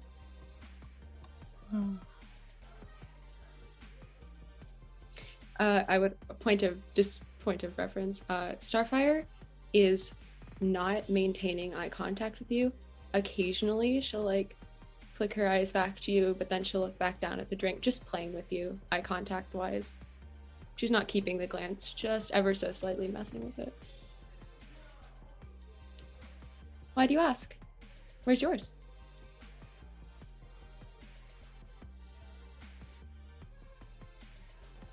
She's over there with her boyfriend. Yeah. They seem close. Yeah. So, you're just here to party alone? Well, no, you're with me now, aren't you? Sylvia's gonna lean in really close and just like put a hand on Starfyre's face and then like move it down to the neck. Oh, I didn't give you permission to do that. Oh, sorry, I thought permission carried over from last time. No, I didn't. And Starfyre will put like a thumb to Sylvia's chin and just push her back a little bit. Sylvia is gonna take her other hand and grab Starfyre's hand.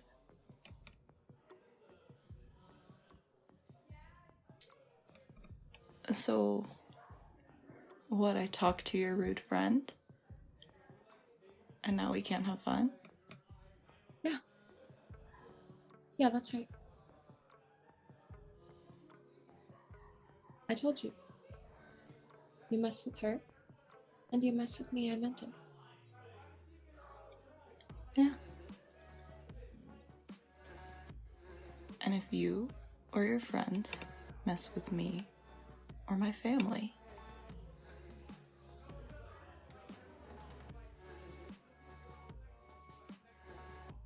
well... So why'd you let Stephanie stop you, then?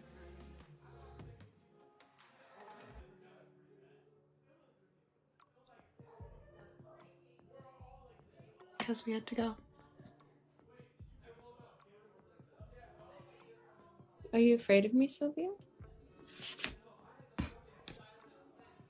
Yeah, right. You know, there's this French saying that I like a lot. It's a word for twilight. They call it the time between dog and wolf. When you can't tell an enemy from a friend. When the lines between the known and the unknown and the tame and the feral fade away. So if you walk alone at twilight, you're always hoping to see a dog, right? Because people like dogs. They're loyal and gentle and they want to love you. But wolves? Wolves are just as loyal, but they are not kind. They have their pack, and everyone else is either a prey or predator. Wolves don't hesitate. You run from wolves in your fairy tales and your dreams.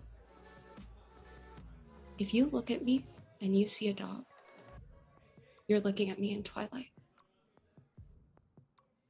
Starfyre walks away. Before Starfyre can walk away, Sylvia is just gonna look her in the eyes and go, I've always been more of a snake person anyways, so don't really care about dogs. Okay, Can I get like CPR? Can I be respected? I do feel like I need a roll to shut down, maybe from both of you. Can I roll it with hot based on the way that went? You know, I will allow that. Thank you. 8. That's a 7. Crazy. Okay. So, you both can choose one from below. They lose a string on you. If they have no strings on you, gain one on them. They gain a condition, or you take one forward, and then you each can give each other a condition. I'll take one forward. I'll gain a string. I'll give her the condition prey.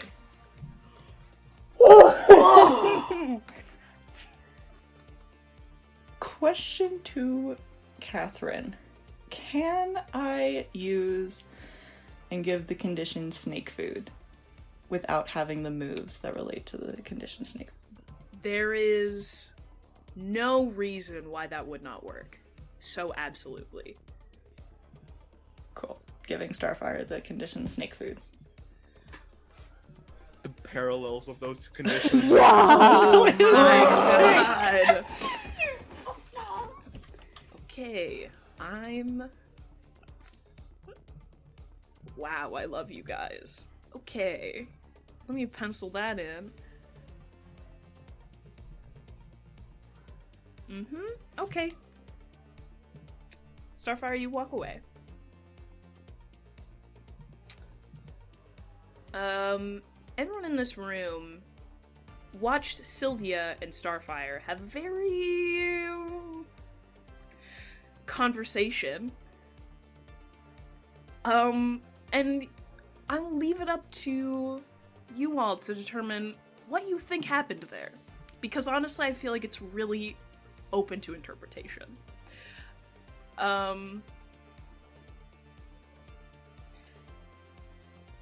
Cass and Lucien are still missing.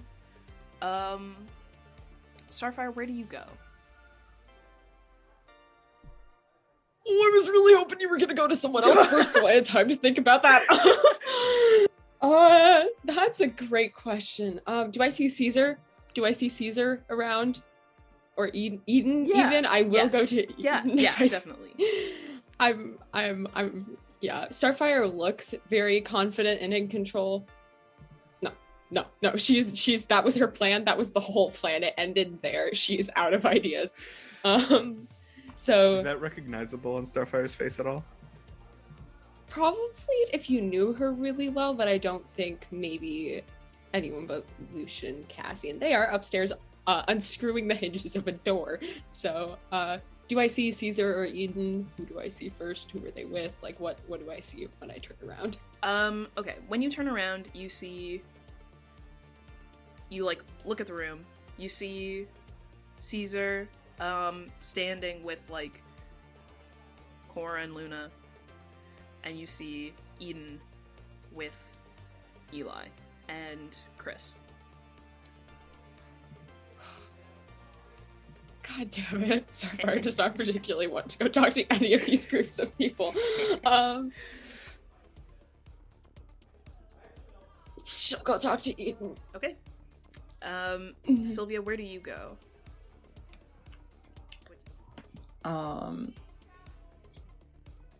If Sylvia's gonna go walk past Stephanie, do you think Stephanie would notice what just happened? I think Stephanie was keeping an eye on where Silvia was going because she wanted to make sure things were gonna be chill. And so to Stephanie, she just saw them just talk. Mm-hmm. But A lot of face touching. yeah, there was a lot of face touching. Stephanie's just gonna raise an eyebrow at Silvia, like, but not say anything. Sylvia's gonna make eye contact and do the little, like, dart to the corner of, like, do you want to come with me? Stephanie will nod and then kind of pull lightly on Caleb and be like, I'll be right back. Yeah, sure.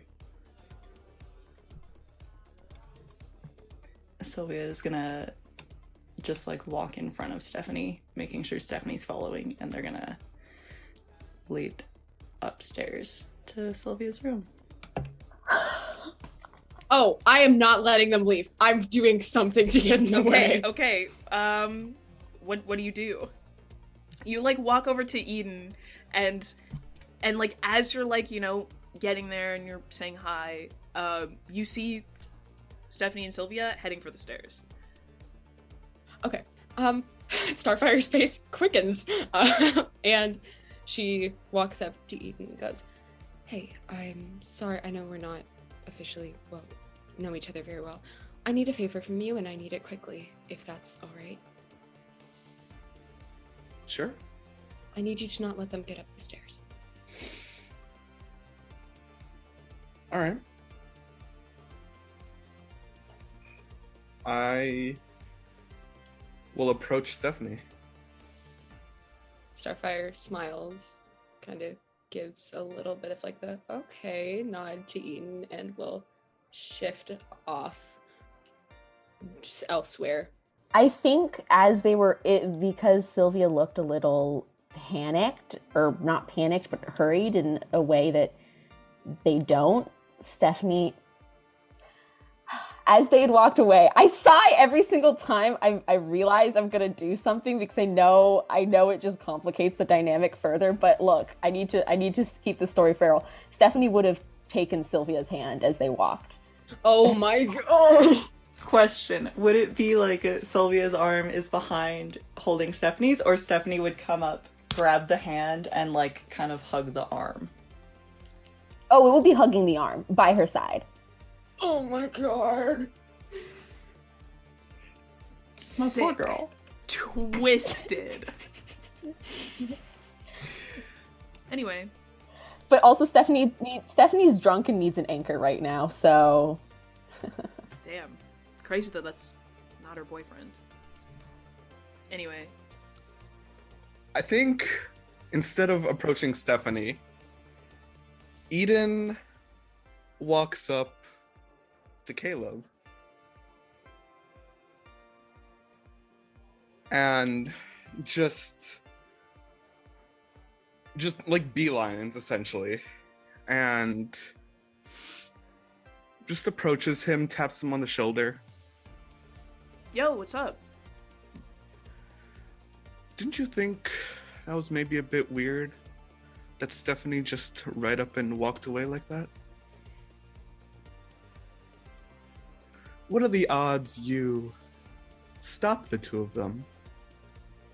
And can I use the move bot loyalty? Yes.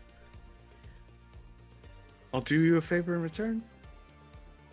He, like, glances over your shoulder at Stephanie and Silvia, and he looks back at you and he says, yeah, yeah, sure, I can do that. Well, you're friends with Caesar, right? Yeah.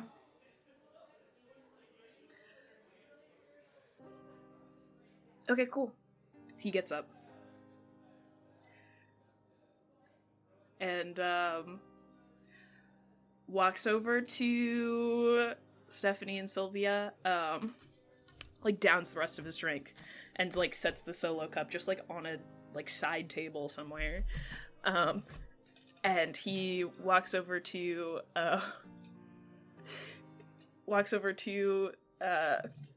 Stephanie and Silvia, like right before you guys hit the stairs. Like Caleb comes up behind you and like sort of I guess like tugs on Stephanie's free hand and says, hey, babe, where are you going? What's up? Something up? I'm just going to go I'm just gonna go help Silvia. Why are you stopping me? I said I would be right back. He just, like, looks between the two of you and is just like, they can't, like, wait? We were having a good time.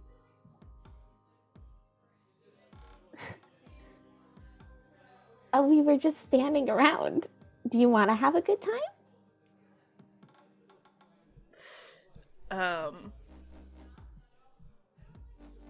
For like a split second, he looks at Silvia and then looks back at you. Do I clock that? Oh, yeah. What was that? What was what? What was that look? You just shared a look. No. Stephanie drops both their hands. Stephanie, I don't know what you're talking about. I gotta take a piss. And Sylvia's just gonna walk up the stairs. Okay, I'm texting them. I'm texting my team, like, Sylvia's coming up, get the fuck out of there ASAP. Like, that kind of thing. Sylvia looking up the stairs. Are they gonna see Cassie? Because Cassie was like standing at the end of the hall. Cassie was out of view of the stairs, right? So you'd have to get up to the top. Okay. Cool. Wait, what was that look? You didn't answer me. Is Silvia gonna pause, or is she just gonna keep going? She's just gonna keep going. Because right now her excuse is she really needs to pee, and honestly, she doesn't want to be here for this. Yeah, Sylvia's gone. Caleb is floundering. He's just sort of like standing there, and is, crosses his arms. It's like, it was no look. What the look? No, we didn't share a look. Can I look into his eyes and say, Caleb Gray, you better fucking tell me the truth, and cast Ring of Lies on him? Yep. Go ahead and roll.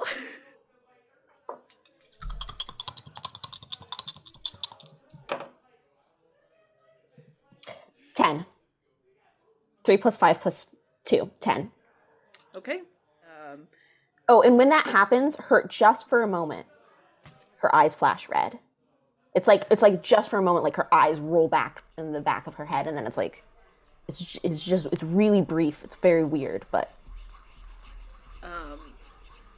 He like starts to say something, and then like puts like a hand like up to his head, and he's like, ah, shit, what the fuck?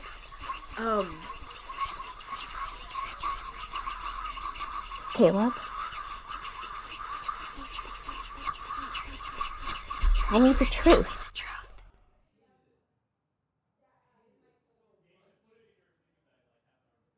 Looks down at his feet, and he says in sort of a quiet voice,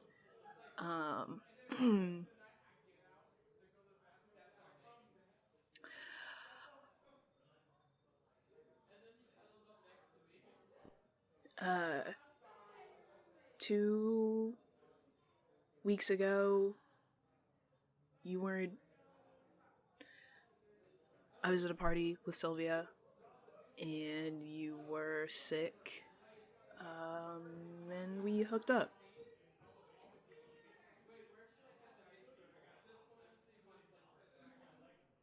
It takes Stephanie a moment.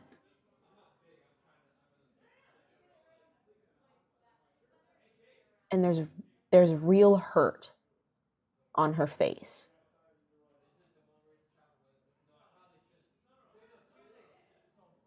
But she hardens and just as loudly as possible, without it being like a straight up screech, just goes, "You fucking cheated on me!" Okay, everyone hears that.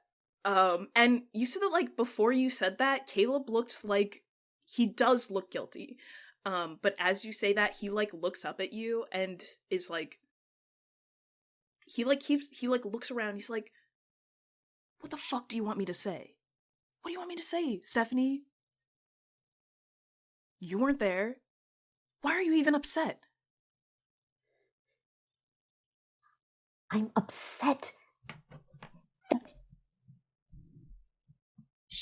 Stephanie looks around. Are people watching? Yeah. Eden's been watching the entire time.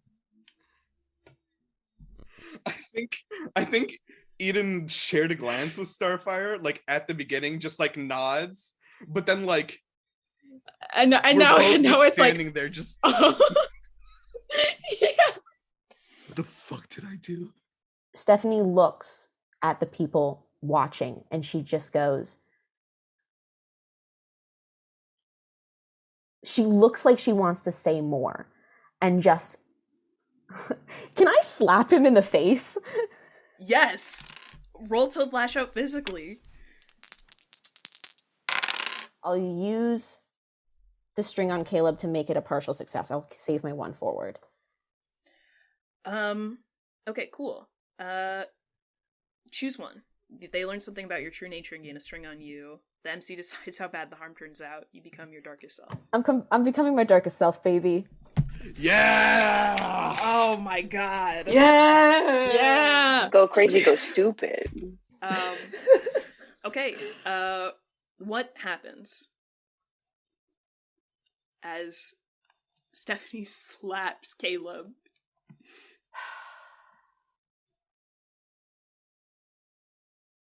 She was gonna do the like kind of bitchy, just like mean girl, just like slap on the face, but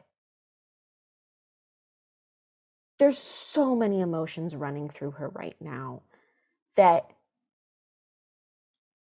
it's less that she like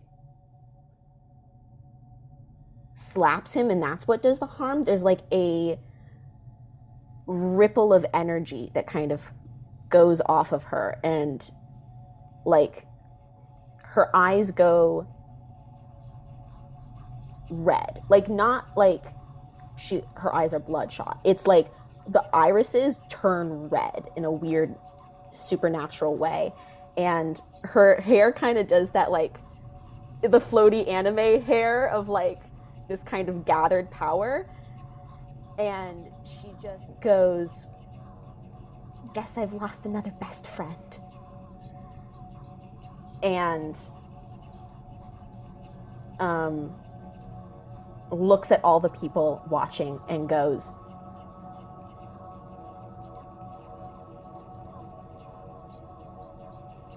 you should all know not to fuck with Stephanie Chaplin.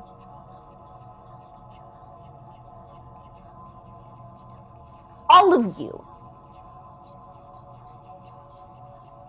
And she turns and storms up the stairs to follow Silvia.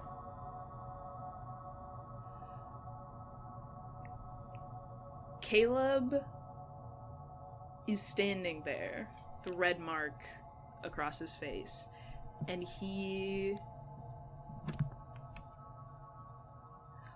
honestly just looks kind of stunned that just happened. And he just, without a word, turns and heads out the back door. Yeah. So meanwhile, okay. Team on the stairs, team in the hallway. You definitely like Cassie, because you're keeping watch. You hear a commotion on the stairs, and you hear like Caleb and Stephanie like starting to have like a conversation, and then both of you get a text from Starfyre that's like, Sylvia's going up the stairs, get out. How far did we get before that happened? Did we get into the room at all before that happened? Okay. Or no? So you've got the hinges off the door. You've not gotten into the room. You haven't even really looked into it when you like get these texts. But you could go in now. If we went in, would it look like the door was still locked? If we shut ourselves in? It probably will. I mean, the door is like still locked, so you kind of like have to like pull the door back to like get inside. Once Cassie sees the text, she's gonna turn and be like, Lucien, get in there now. And she's gonna go up to the door and like pull it and then be holding it closed from the other end. Like from inside. Are you not coming with me? Yeah, now go. Okay, go then. Roll to run away. Okay, well now I'm at 6. Cassie, do you have strings? I don't have any strings on. Yeah, can I use my string on Lucien to give a +1? That will get you up to a 7, which is a mixed success. Amazing. It's all I need. My process is they can hold the door shut, but someone has to hold the door and then the other person has to look. So they're just going to have to lose sight of what's going on outside. You should also roll to run away. 1. You got it. I have a string to spend on you if you need. And you also have your light the way +1. Thank God. That's a 6 and a 4, so that's 10 Okay, plus 1. perfect. 11, and then if we were to add Starfyre, that would be a 12. So, Lucien, you get to decide. You run into something worse, you cause a big scene, or you leave something behind. Yeah, I'll leave something behind. I think out of his pocket when he like was leaning over to get to the door, I think as he was like trying to run really fast to shuffle to get in, oh god, I think just his small cross necklace, really dainty tiny little cross necklace, is like right under the door. But the two of you get inside, push the door closed, and Silvia, you go up the stairs, head for the bathroom. Okay, so the bathroom was straight just an excuse to leave. Does not actually need to go to the bathroom. So she's gonna go into her room, grab Regina, and then go out, and was actually going to go to that room with all the locks. Okay, we'll come back to that then. Can I not say something? Can we not do anything? Well, what do you want to do? If we're in the room, can we not before Silvia enters? Can we get a look around? Can we get a little what's the lay down right before Silvia shows up? Yeah. Okay. So, Lucien and Cassie, you get the door closed right behind you, and you're in a completely like pitch black room. There are no windows in this room. With the door closed, there's only like a tiny sliver of light peeking in from underneath the door. It's completely dark. Phone flashlight. You turn on your phone flashlight and you aim it at the room, and there's like a table covered in like this green tablecloth. And, you know, sort of on it are like these weird statuettes almost. There's like this sort of braided, embroidered edge on this tablecloth. And, like, I mean, as you get closer and you look around, like, scan your flashlight around, you see that this is not a table. This is an altar. It is completely flat on top. Huge, like, heavy wooden altar, like, with, like, these very intricate, like, detailings of, like, a snake down the sides. And there's, like, a green cloth covering, like, part of it, but you can, like, see the wooden sides on either end. Pictures, by the way. Flashy pictures. And you see on the wall, directly behind the altar, there is a very large painted portrait of the woman that you saw in the family photos downstairs, who you presume to be Silvia's mother. This is like a very imposing portrait. Like, she is a very sharp face, like, looking down at you. And her eyes are like this bright green. And you see that in the portrait, she has, like, slitted pupils. You see that, like, there's another sort of, like, there's something, like, sitting on the altar, also, like, covered in a cloth. And, like, all around this room, it's, like, covered in, like, these, like, green drapings, and, in the floor here is all, like, stone, like, sort of like marble-ish, but sort of done in, like, the sort of gold inlay on the floor right before, like, the altar, which has, like, steps going up to it, is a carved Ouroboros, the snake with its tail in its mouth.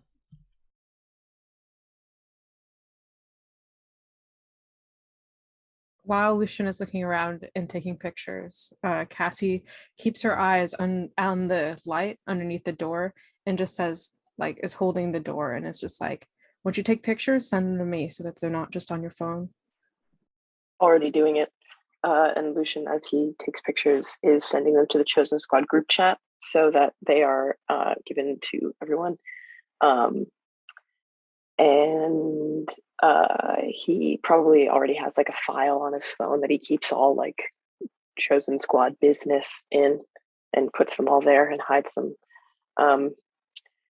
And just while he's doing it, I think he just sort of, like, over his shoulder asks Cassie, he's just like, so prom, that's Really, Lucien, right now you're gonna ask me about prom. I don't get very much free time with just you these days, so yeah, I'm gonna ask. That's fair. What about prom? I want your advice, and it's gonna be stupid, and you can't tell anyone, okay? Gotcha. I want to ask Caesar to prom, but I don't know if I can. It's stupid to want that, but I do. But I know you're kind of the only person who isn't going to make fun of me for that. So I'm telling you, but you don't have to say anything, because I just wanted to tell someone. But you have a, I just, I had yours planned out. Did you know that? When Lucien says that, Cassie casts, like, a glance behind her shoulder back at him, and there's, like, something in his eyes, and then he blinks and he just goes, you should do it. I mean, there's nothing that we can't handle if anybody finds out, you deserve to have that, Lucien. Yeah. Well, I don't know. We'll see. But yeah, it's whatever. Fuck. Does Starfyre know? About the thing you have going on? Yeah. I haven't said anything. Okay. Well, fuck it. You know, after this shit is done, I'm gonna go kiss Caesar right in the middle of this party. Right in front of fucking everyone. I'm gonna do it. Hell yeah. I mean, he's gotta find out sooner or later, right? And we will be behind you the whole way. Hell or high water, okay, Hurricane? Lucian just breathes in. Do we want to take anything from here? That feels like a bad idea. No, leave it how it is. Yeah, all right. I think I'm done then. Question. Yes. So Lucian's been sending photos to the Chosen Squad group chat, right? Yeah. Okay, so I'm getting this in because I need it to happen before Silvia gets to the door. And Starfyre will check her phone when it starts buzzing a whole bunch, and we'll start scrolling through. But when she gets to the photo of the Ouroboros, the snake eating its own tail, you see her grip on the chain tighten a lot, and she looks immediately over to Eden. You see, you probably don't know Starfyre super well, but something you've definitely never seen before in her eyes, like real, actual fear. And she looks at you and says, Eden, I need your help, like right now. We cannot let her, please. What's wrong? Just Cassie and Lucien are looking around the house, and I think they're in one of the rooms, and Silvia is upstairs right now, and we have to make sure that she does not find them. All right, what do you want me to do? Let's go. So, okay. So Eden and Starfyre racing up the stairs. Stephanie, you already went up the stairs to find Silvia. You go after her. Sylvia's gone into her room. What do you do? Stephanie walks into Sylvia's bedroom and closes the door.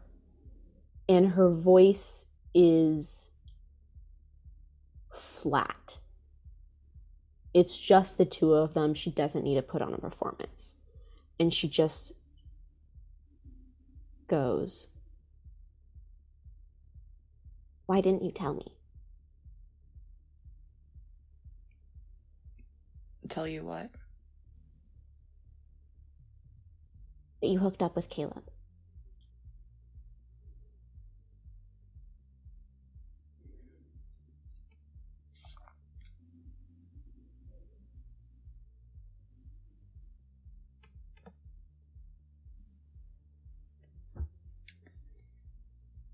Because, you know, I don't talk about that type of stuff.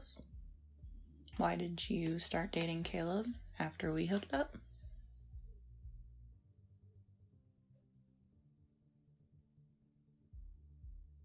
That was just fun. That wasn't anything. So, yeah. I was drunk. It was just fun. It didn't mean anything, so why does it matter?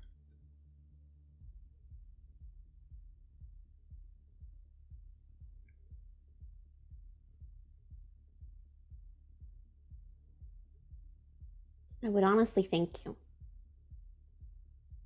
I didn't have to fucking now find a date to prom. Why couldn't this have just happened over the summer, where no one would ever have to know about it?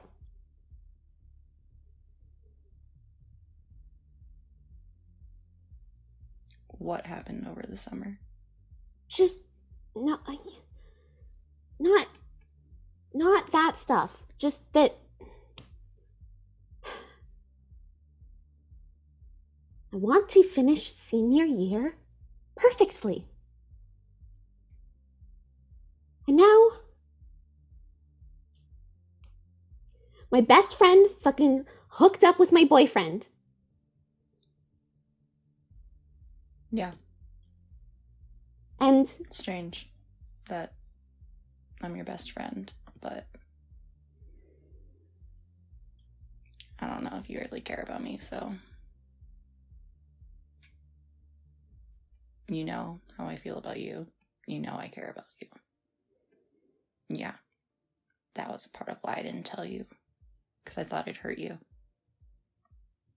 But also, you never fucking talked about him, so what?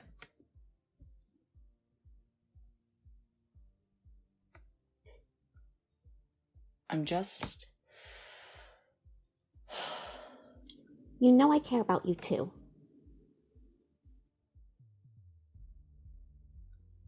Do you? Because apparently you're the only miserable one. You're the only one who can't have what they want.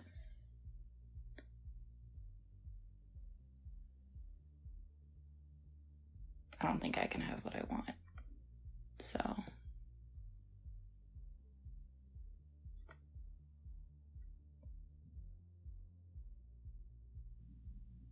You know I can't go down there. why? You know I can't fucking date my best friend. You know I can't do that. I've never been able to do that. Why? Because it's not the perfect relationship with the quarterback who everyone wants, who probably doesn't even want you. So you hooked up with him because you wanted to make me jealous?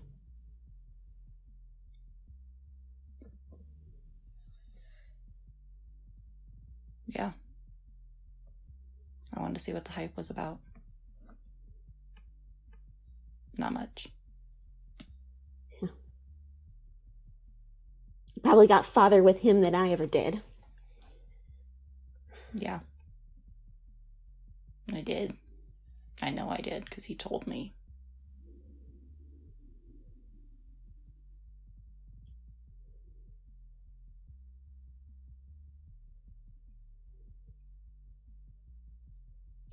Well,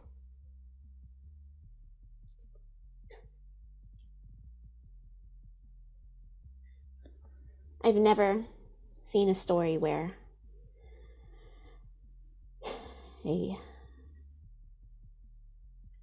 someone's friend cheats on them with their boyfriend and then they remain friends. So, you know, we're gonna have to leave this party enemies. Yeah. Whatever. Sylvia's gonna walk out with Regina. That definitely... Okay, first of all, yeah. Oh my god. This definitely also feels like a situation. You both gotta roll to shut each other down. Again. So please go ahead and do that. I'm gonna roll these dice because these dice are better.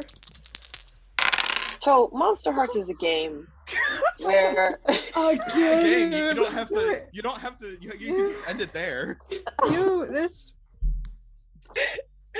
I rolled a 13. Oh my god. I rolled a 3. No, I rolled a 4. Sorry, I rolled a 4. Okay, so Silvia with a 13, it's a total success. You get to choose one from below. Lose a string on you. If they have no strings on you, gain one on them. They gain a condition, or you take one forward. I'll definitely lose the string. Okay, and Stephanie, mark experience for failing. Yeah, marked the roll. experience.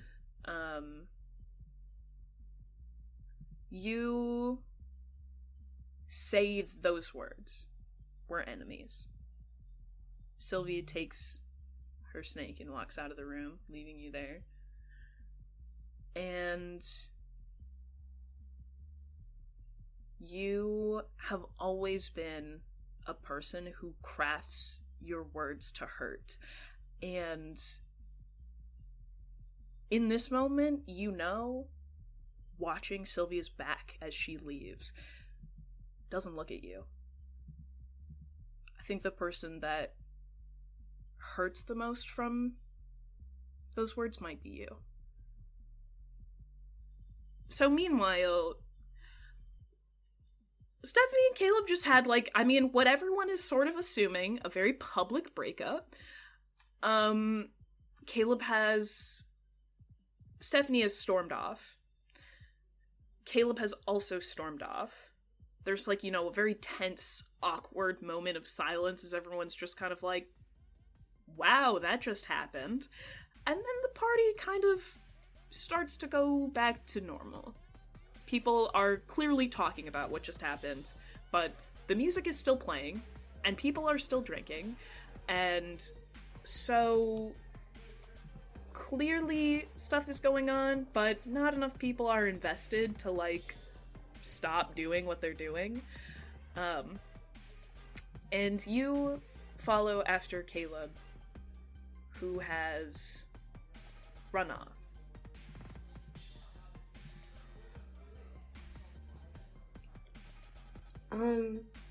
Yeah. Also, can I say, as I was can I, like, pass by, like, a cooler and grab something that's, like, chilled? Like, I don't know, like a beer or something? Am I able to catch Caesar's eye before he leaves, since we were all kind of, like, in the observing the situation crowd? Okay, I just want to catch his eye really quick and give, like, a... I don't know. I just want to catch his eye and make sure that he knows I'm here if he needs something. That's, I don't know. I see him walking out and it's just like a, okay, you're going that way, we're going this way, cool. Like, just quick touch base. I don't know. I described that in the weirdest way possible. No, yeah. I think he's actually a little bit taken aback by that, but he will give, like, a quick nod and just keep going. He also does see Eden standing by Starfyre. Yeah.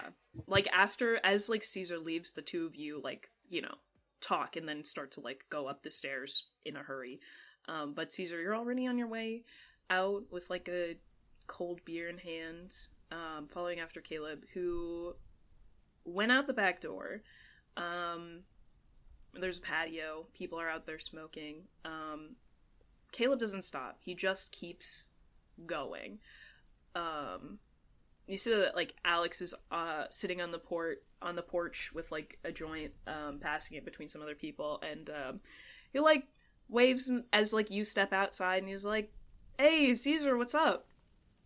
What's up with him?" He's having girl problems, so I'm gonna talk to him. That makes sense. Send him my best. Absolutely, yeah, I will do that. You keep going, and there's a very large backyard and a very large pool house in the Strisciante backyard, but Caleb just keeps going, and there's, like, a big gate around the back. Yeah, he opens that motherfucking gate, and he heads into the woods. What? Okay. When they're, like, far enough from the party, Caesar, like, will call out, like, Caleb. He like, had stopped, like, at a certain point, like, he's not going far in.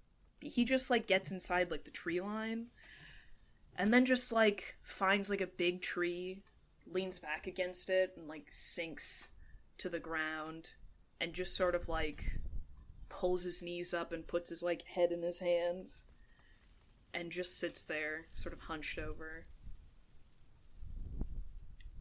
Okay. Caesar will approach and sort of, like, lean against a tree in front of him and be like, that was really embarrassing.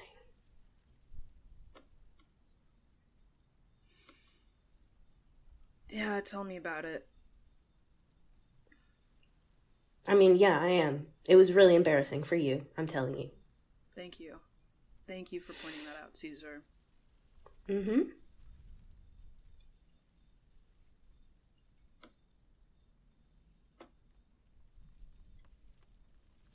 Who did you cheat on her with?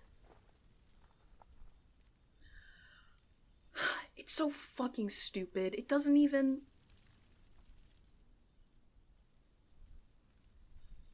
Is it even cheating if we weren't even dating? Not really. But it was Silvia. It's just...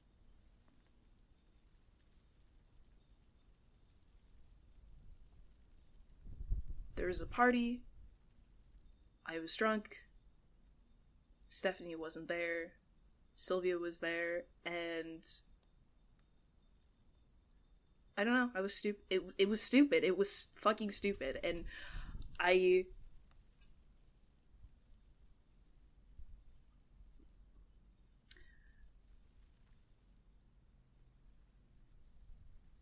mean, I knew she'd be bothered by it, but I didn't think she'd, like, actually be upset.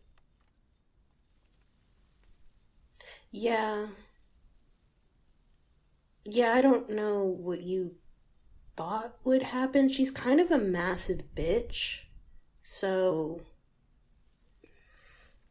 I don't know why you thought she'd be cool about it when she's so high-strung about everything.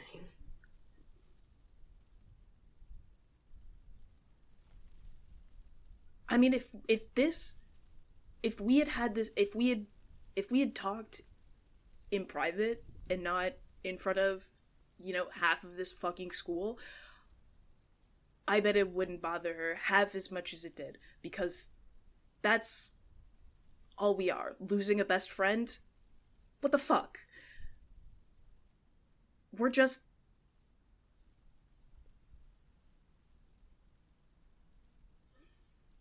We've just been playing pretend this whole time.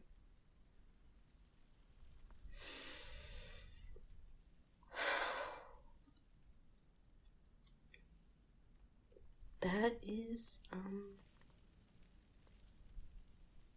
it's not surprising, truthfully, she didn't like you, and you, not like that, but you knew that.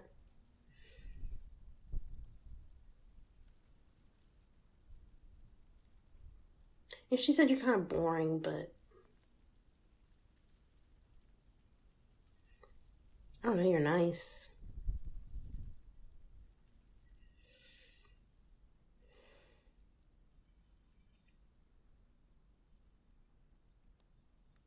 He, like, sighs and kind of laughs, but it just sounds really sad. And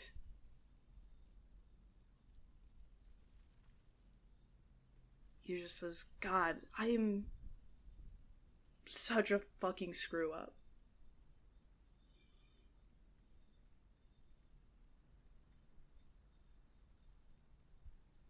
Why'd you even follow me out here? You should have just left me. Well,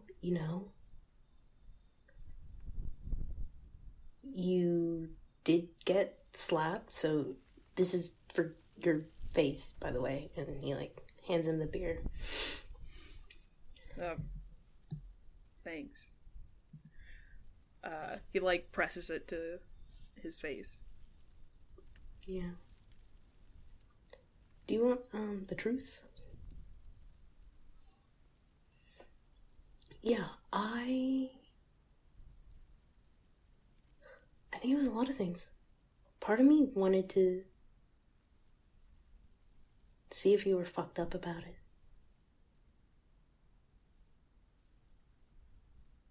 I wanted to see how much any of that mattered to you, her, the relationship.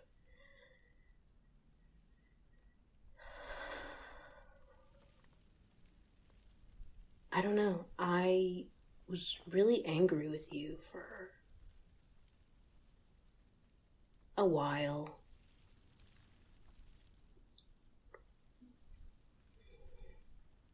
And I think I still am. But you were mostly really nice, you know. Until you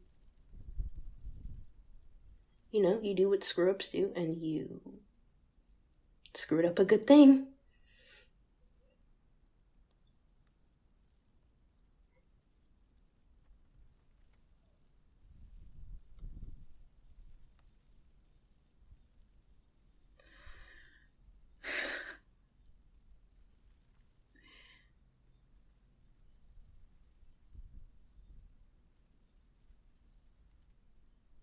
You know,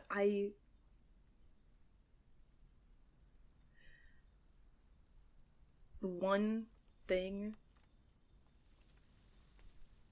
that I liked about what I had with Stephanie was that we just hang out and, like, watch TV. And I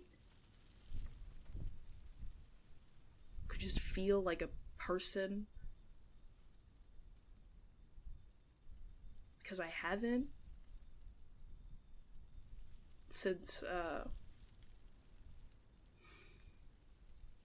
you know, we stopped talking. And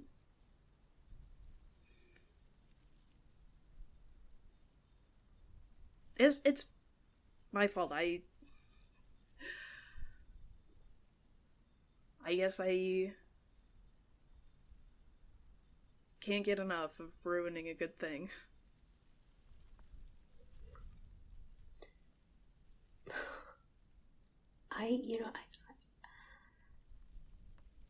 I get ruining it with Stephanie. I think that was inevitable. But, like,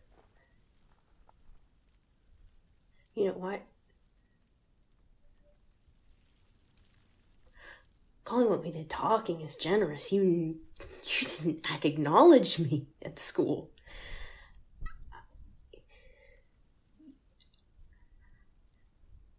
You know, why did you...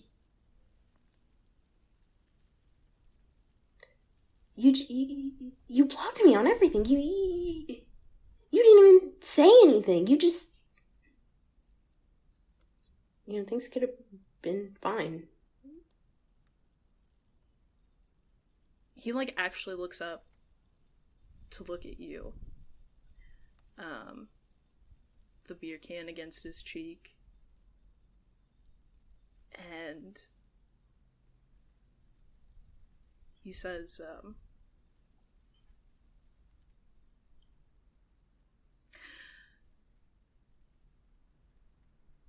yeah, you know, I told my mom about you, actually, and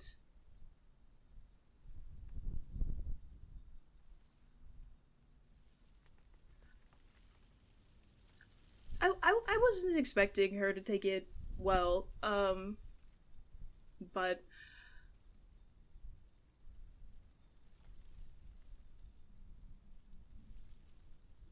you know, the trade-off for her not telling my dad, was,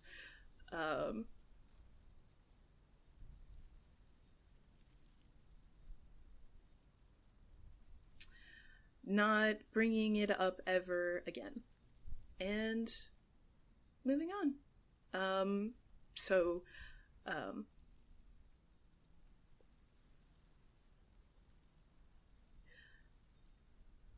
I mean, I'm sorry. I'm so fucking sorry. And I don't even really have the right to apologize, but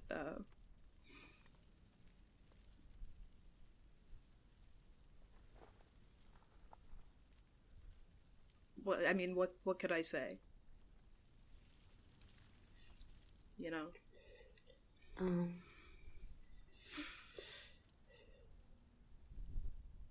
I think throughout this conversation, Caesar's been pretty tense and sort of defensive and still angry at Caleb. But when Caleb says that, a lot of the anger drains out of him, and he will, get off from leaning on the other tree, and he will sit next to Caleb. And he will say,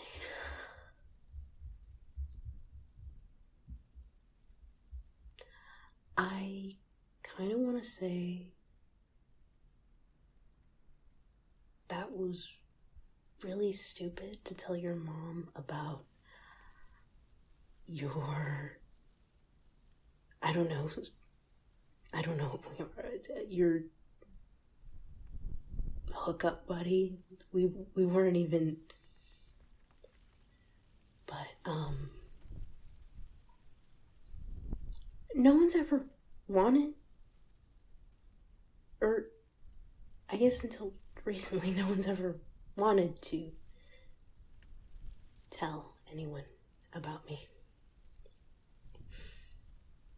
So I think it's sweet.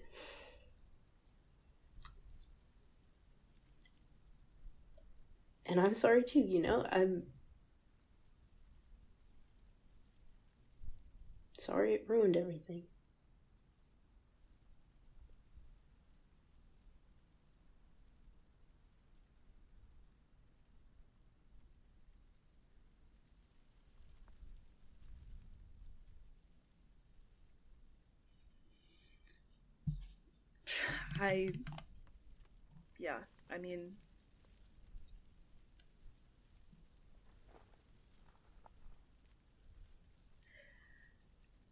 It was stupid, and I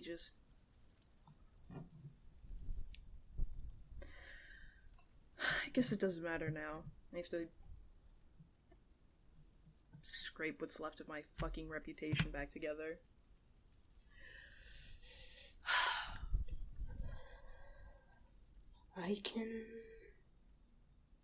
Oh God, I don't know what I can do, but I can try and help you with that. I don't know.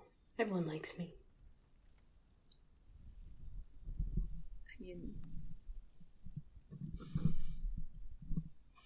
You don't have to, honestly.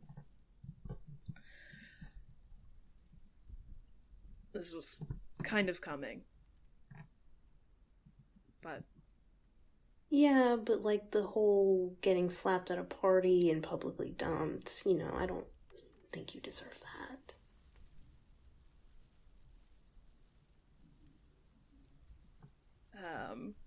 He kind of laughs, cracks the beer.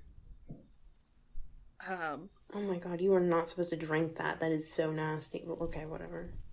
It's sealed, dude. It's fucking sealed. No, but it's just beer is nasty. You have terrible taste. Listen, I'm gay, but I'm still a football player.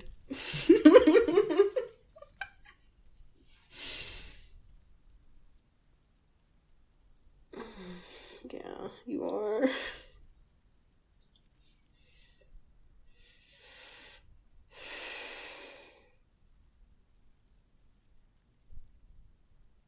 He just kind of looks at the ground, shuffles his feet a little bit, and he says,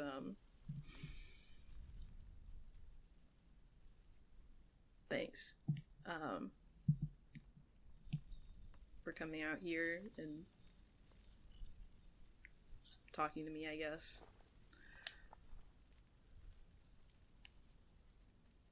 Yeah,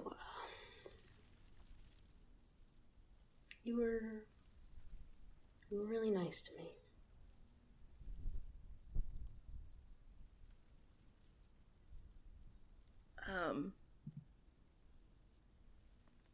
For what it's worth, I hope things work out with you and Aster.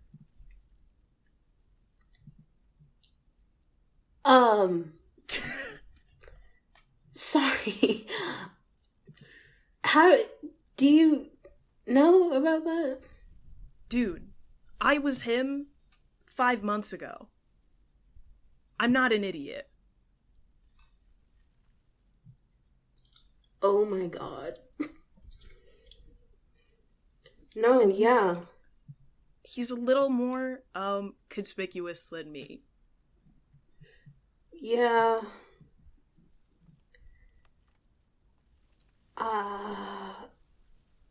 Yeah, okay, yeah, no, yeah.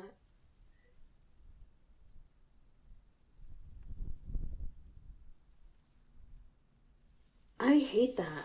Sorry. No, you're making me realize I have a thing for, I guess, repressed athletic blondes. Dude, you gotta fix that. We're awful. You actually do not get to give me advice. He laughs and he's like, yeah, fair. I should probably go. Yeah, you should go.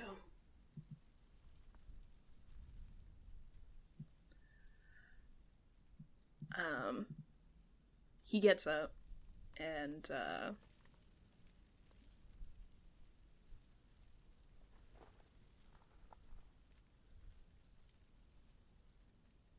says, I'll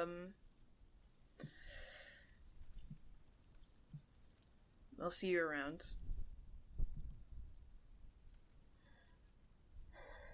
Yeah, I guess so.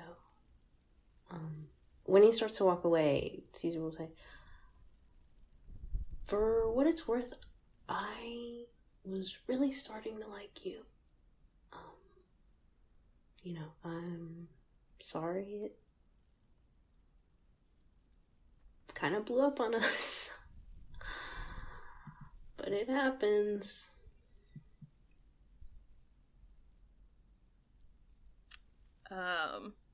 You see that, like, he,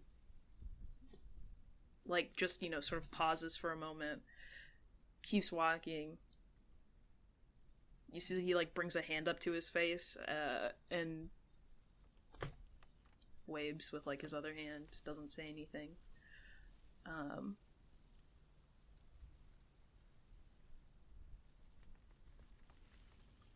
And he, like, just keeps walking, like, sort of around the outside of the house, to go back to his car.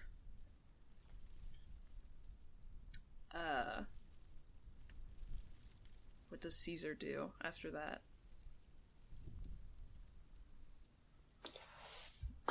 He stays seated by the tree and just kind of puts his face in his hands and just like deep breaths in and out, trying not to cry because this was not the outcome he was expecting here.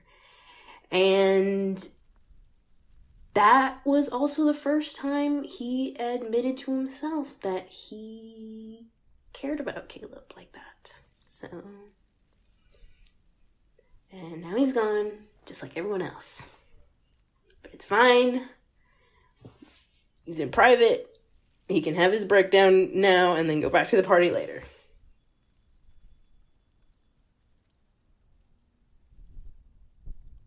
You are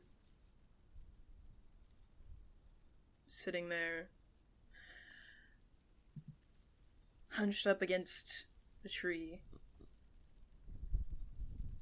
and it's so quiet. You almost miss it over the sound of your own heaving breath. There's a twig snap out there in the dark.